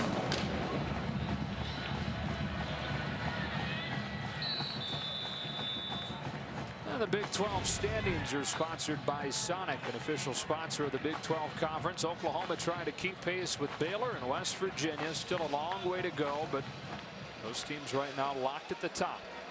And all roads lead through Morgantown. West Virginia, who's undefeated currently, taking on Oklahoma State next week. That should be a fantastic game. Oklahoma State 5-2. You want to go? I think we should go. Let's go. All right. Make a trip out there. Let's do it. But can Texas Tech come up with a stop? 7:56 to go. And Baker Mayfield and OU back to work from the 25. Been a career day for Joe Mixon. Has to bubble to the outside. Keyshawn Allen, sophomore safety, drags him down. He got 6 or 7. And moves over 200 yards for the day. Keyshawn Allen's a guy who's really stepped up in the place of injured Keenan Ward. Keenan Ward's seen some action tonight, but he's been a guy as a sophomore to step up. And he's extremely undersized, but the coaching staff loves how hard he plays, meaning that he only weighs about 175 pounds. Second down 3. Out of the pistol. They bring Mixon straight downhill this time for an Oklahoma first down.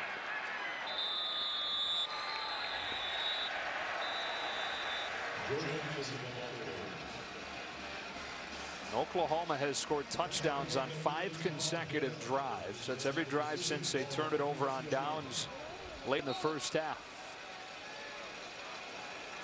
They've been running the football effectively. Mayfield's been efficient in the passing game, but you got to wonder too at some point with the run of the football, the defensive line and really the defense for Texas Tech is going to start to get worn down.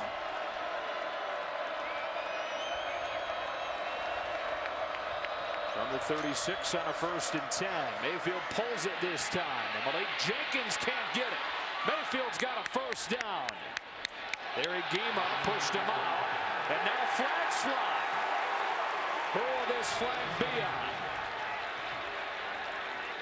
Over on the Oklahoma sideline, Mayfield and Gima coming together.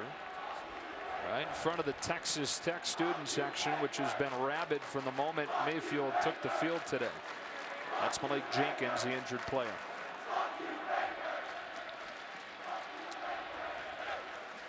After the play, taunting by number 6 of the offense. It's a 15-yard penalty and replay first down. That is number 6 first taunting, unsportsmanlike conduct penalty of the game. And he would be thrown out with a second. And yeah, that's just uncalled for. Yeah, and look, he just let his emotions get the best of him. I'm sure he's been hearing it in the sidelines from the student section the entire game. And it's just something that coming into this week, and talk to the coaching staff, that they really kind of set him aside and said, look, this isn't about Baker Mayfield versus Texas Tech. This is about Oklahoma going into Lubbock, a tough environment on the road, and getting a win. And so don't allow all the extracurriculars and all the noise on the outside to get to you. He's played fantastic tonight. He really has. Up until that moment, you wouldn't know that anything's been affecting him. You mentioned it earlier, but when he came here on his own dime 2 years ago as an Oklahoma walk-on, 1 year after he had transferred from Texas Tech, an Oklahoma State trooper had to escort him out of here. 6.5 to go.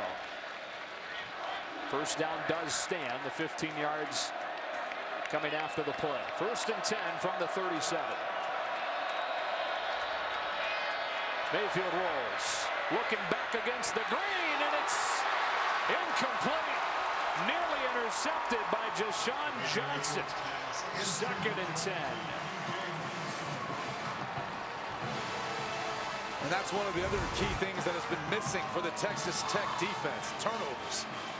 We're going to see Yahoo Green coming across. Deshaun Johnson backpedals into the window. He couldn't get 2 hands on the football. Mayfield playing with fire.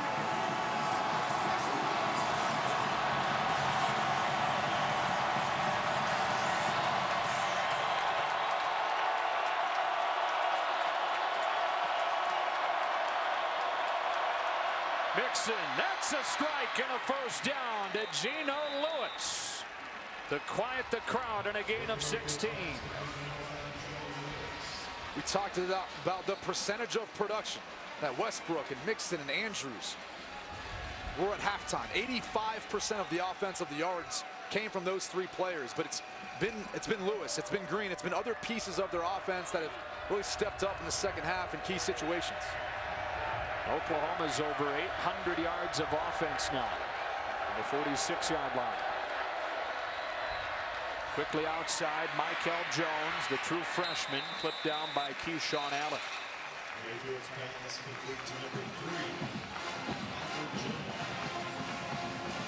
Baker Mayfield, 26 of 35, 545 yards, and a school record 7 touchdowns in his return to the place where he began his college career.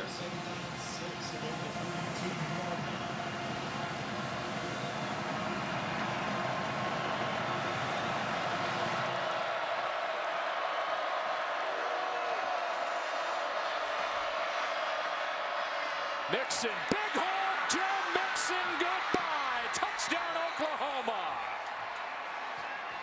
This one from 42 is 5th of the day.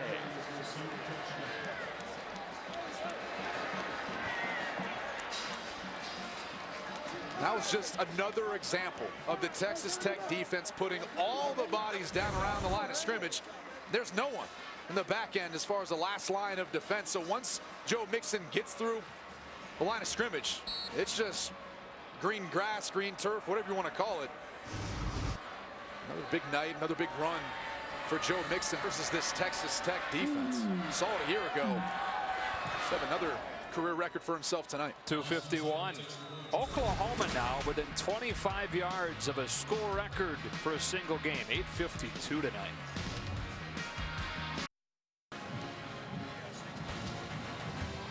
Fox College Football, presented by Verizon, is sponsored by Allstate. Proud supporters of college football. It's good to be in good hands.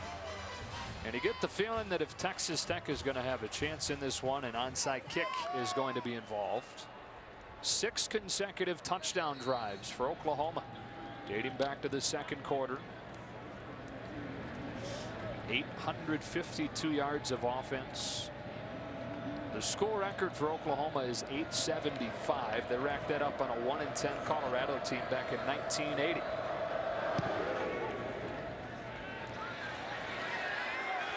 Reggie Davis from the 1. A flag down. Davis down at the 15. And if he's cramping up, you don't blame him. Yeah, he didn't have his normal pop on that Holding return. by number 32 of the return team. The penalty's half the distance to the goal, and it's first down. All right, we're going to do a futile exercise here. Progressive performance of the game. What are you picking? I mean, you could have picked a number of players, so we picked 2. You look at Mayfield's performance. He's been efficient, incredible through the air, working the system. Mahomes has put this team on his back. You see the passing yards, but he's leading them in rushing as well. So over 700 yards and 6 touchdowns total tonight. And really, Mixon's the other player you could throw in the mix.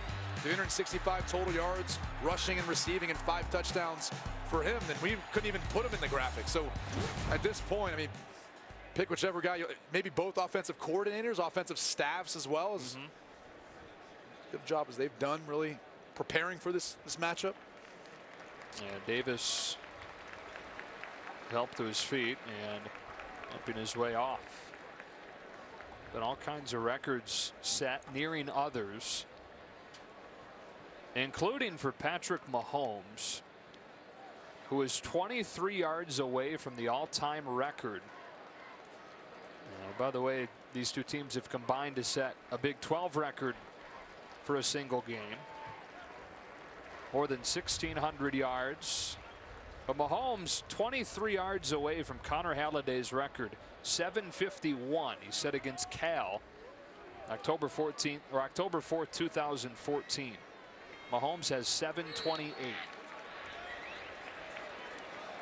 and 4:55 left. I think he's going to get it. He's got almost the length of the field to go, so there's no doubt it's going to be on his arm and his shoulder to carry the weight for this team. The 8-yard line, Justin Stockton is in there. He'll take the fake. Mahomes setting in his own end zone.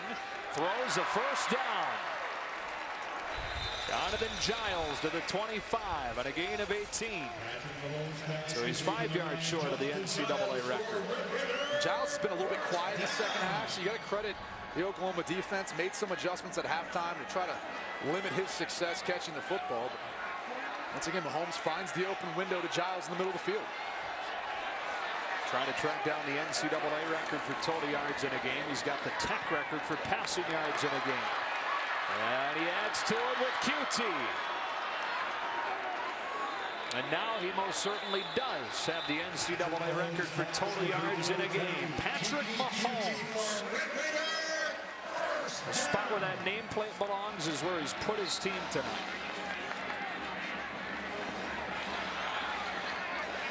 Down 2 scores, 4:15 and counting. Backpedaling, under pressure, gets rid of it. On the sideline, it's incomplete. Diving attempt from Lauderdale, 2nd and 10. The guy who's been really quiet tonight and really hasn't had too big of an impact or effect on this game is number 31, Obo Okoronkwo. Last 3 games had 4 sacks. He's been pestering quarterbacks all year long. But Mahomes and Texas Tech, guys up front, they've done a good job of trying to limit him. It's almost like the crowd is just totally gassed. Flat here right now. Texas Tech down 2 touchdowns. Mahomes scanning, stepping up, taking off, and sliding down, crossing midfield. It'll be 3rd down and short. They'll spot him where he began that slide, so 3rd and 3. Yeah, and look, what you're seeing right now is Oklahoma kind of in, not a prevent, but they're only rushing 3. They're basically saying, yeah, go ahead and try to go get a score because your defense can't stop our offense, and we're up by 2 scores. So they'll take Patrick Mahomes scrambling and pick up the 1st down as long as it takes some extra time off the clock. It's Mahomes on a run-pass option, somehow sneaks it into Sadler for a 1st down. It's been that kind of night. I mean, it's almost like the ball is just finding the wide receivers once it leaves his hand. On the 45. Clock winding inside of 3.5. Mahomes has one-on-one on the outside, takes advantage. Another 1st down. Juan Shorts. These teams, by the way, have combined to set the NCAA all-time record for yards in a game. And I try to tell you exactly what it is right now, but why bother? Because it's going to change on this play. A deep drop, another throw, another 1st down. Cameron Batson at the 20. Even Parker tackles him. 3 minutes to go.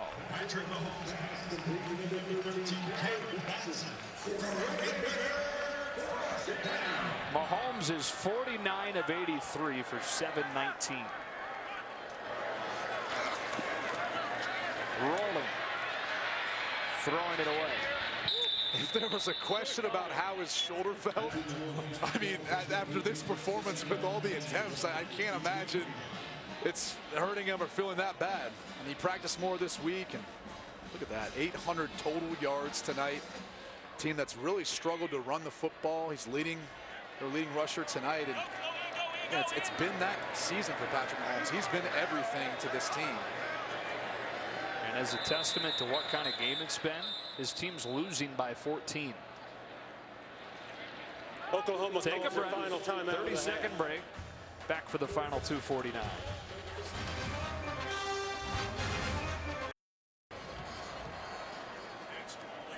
Next Saturday, a big day of college football on Fox and FS1. You and I will be in Stillwater, West Virginia, and Oklahoma State. Did you book your ticket for that yet? I haven't done it. I should do that. Thanks for throwing me under the travel department bus. Washington and Utah, 3:30 FS1. Not how it's going to be after you. You're going to be in trouble. 2nd down 10 from the 20. Record-setting night all around. Like every play, we're giving you a new one. Mahomes retreating and lofting it to the sideline. Did he get his feet in? He did. Batson. Spot him 3 yards short.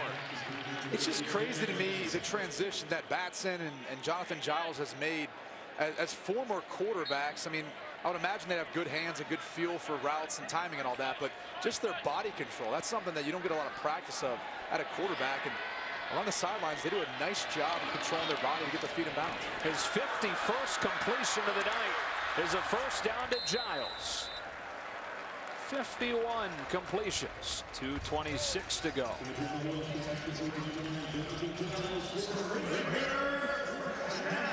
They're still in a good position, too, with 3 timeouts. If they can get a score here, you would imagine that they'd try to do an onside kick. Maybe they would decide just to kick it and utilize the timeouts if they could stop Oklahoma. Mahomes rolling. He's got room to run if he wants to. Capri Doucette drags him out of bounds. Yeah, crowd seeing some extracurricular over there, but no flag with 2:04 left. Looked like it might have been close to a horse collar. Yeah. Doucette put his arm on the, I guess, nameplate again. Lack thereof. They got ripped off once and probably would have got ripped off there. Inside of 2 minutes now. On second and goal with all 3 timeouts. Mahomes will look to throw again. Scanning the end zone. Incomplete. Lauderdale defended by Thomas. The field shrinking here, and it's 3rd down and goal. Yeah, and this is the part where, unless they bring pressure, the way they're playing, they're doubling the inside guys, the inside wide receivers for Texas Tech. So it'd be a good time to try to run the football, even though that's not your strength. But we've seen Patrick Mahomes do it tonight, so he can easily be a part of that. The 180th play of this game is a 3rd and goal from the 3.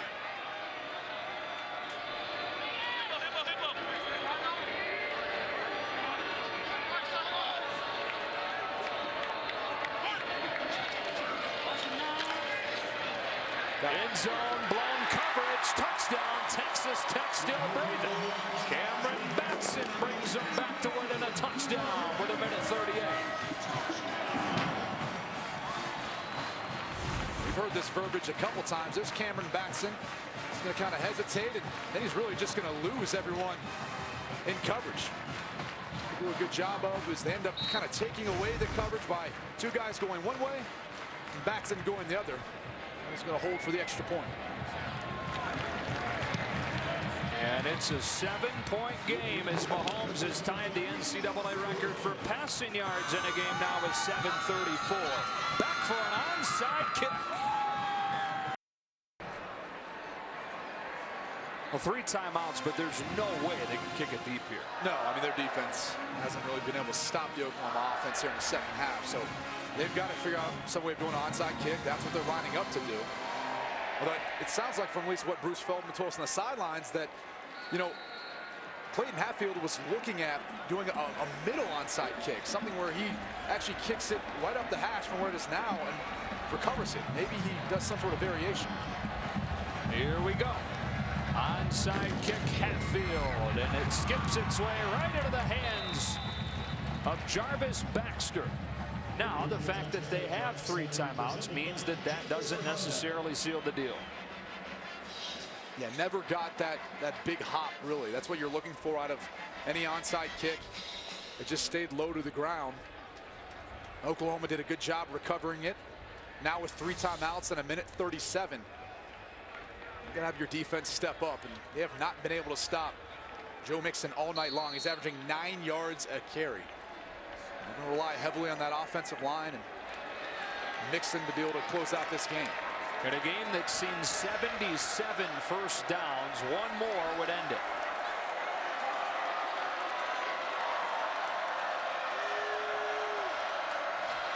It's Mixon.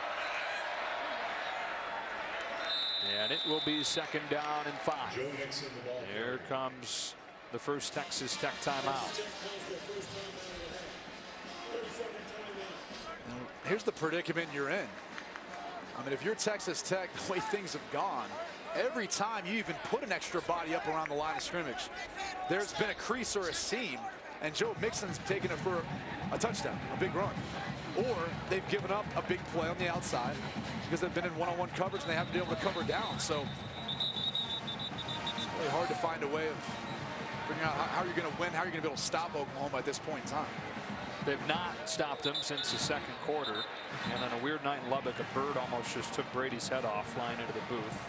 It's neither here nor there. 2nd and 5. I think it's going to hang out for the rest of the game. if Oklahoma can finish this one off.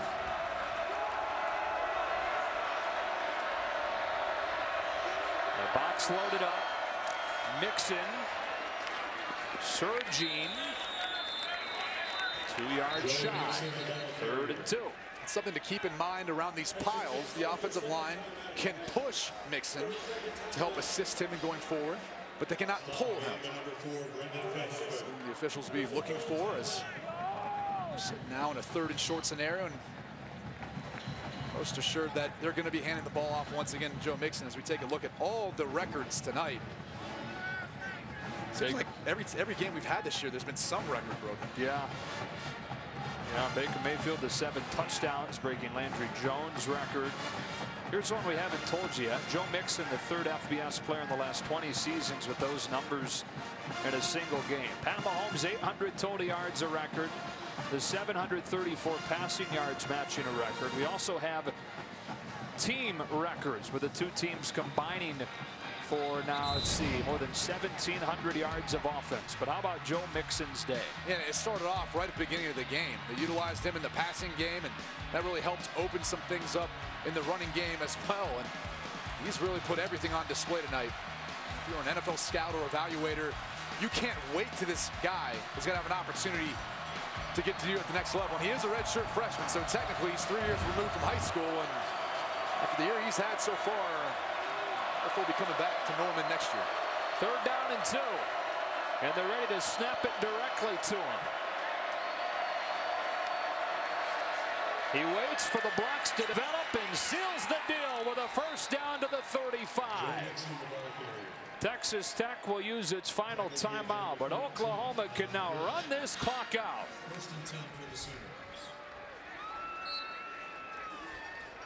And what a night for Baker Mayfield. All the emotions coming back to the place where really it all started for him. Had a lot of success early on as a freshman. Some things didn't necessarily work out. He moved on to Oklahoma, found a new home, and has been sensational for the Sooners since he arrived on campus. This is how teams take knees in 2016. And by the way, Texas Tech didn't use that final timeout, holding on to it. Hey, you want another record? Sure. What was it, Barry? 78 1st downs in this game ties the NCAA record. Oh, well, I mean, you get a record. You get a record. Everyone gets a record.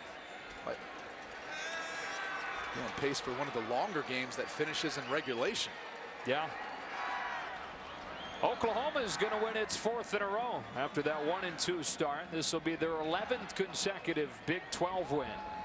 We just saw Lincoln Riley a moment ago. If you wonder why these young men, whether it's Cliff Kingsbury or Lincoln Riley, and Graham Harrell, who's now an offensive coordinator at North Texas, former quarterback at Texas Tech, these guys continue to keep moving on and getting head jobs because no one can stop these offenses. They just have defensive coordinators in a tizzy trying to figure out how to limit some of the production. Because as much as you want to say, well, Texas Tech's defense couldn't stop Oklahoma, Oklahoma's defense really couldn't stop Texas Tech either. No. Both teams, and this is perfect, both teams finished with exactly 854 yards, setting an NCAA record with 1,708 yards combined. I mean, just PlayStation stats. That's the sort of thing that you expect maybe when a game goes into overtime because of the rules and you get more touchdowns and extended game, extended playing time, but just ridiculous.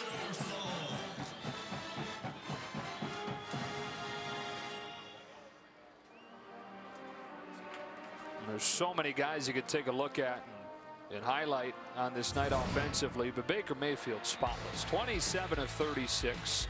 545 yards, 7 touchdowns, and most importantly, no turnovers to allow Texas Tech to get over the hump. Yeah, this is a high-octane offense. The way he's operating from the pocket has allowed them to play better, still spreading the football around, but utilize Joe Mixon in all sorts of different positions. But it's also helped them maintain drives because they haven't taken as many negative plays. You know, last year he'd scramble around and get off of his read or progression and cause himself problems. That's just not the case for Oklahoma and Baker Mayfield. And for Patrick Mahomes and Texas Tech, a valiant effort young man who really carried this team all year long as the defensive struggles continue for Texas Tech. They've still got a lot of growing up to do. A lot of young players out there getting some experience and will eventually make their way to be more effective, but it's going to take some time. And really, again, it's everyone dealing with this issue right now. Let's go down to Bruce Feldman. All right, Baker, crazy setting here. How sweet is it in your return to Lubbock to set the OU touchdown passing record in this place?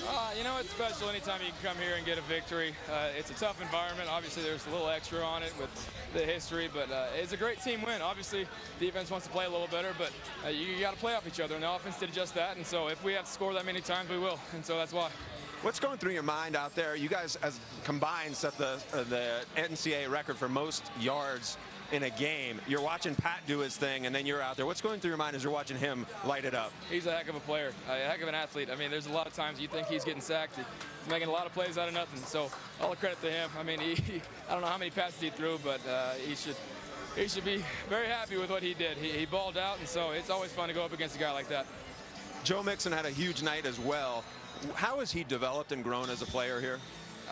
You know, Joe's always had the natural talent. We've always known he can catch like that, and so it's just about getting him the ball in space, and he's maturing more and more as a player, and so we're obviously very thankful to have him on our side, and so it's great to have him doing all that.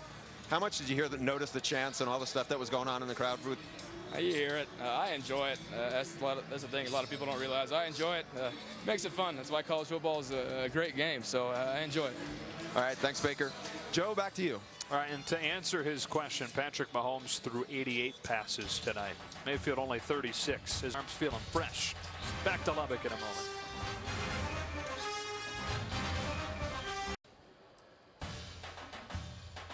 $66-59, the final score in a game that saw 4 NCAA records tied or topped. Don't forget, a full day of NFL action comes your way tomorrow on Fox. 2 of the season's biggest stories squaring off. Sam Bradford and the Vikings, Carson Wentz and the Eagles, or other regional action across the country.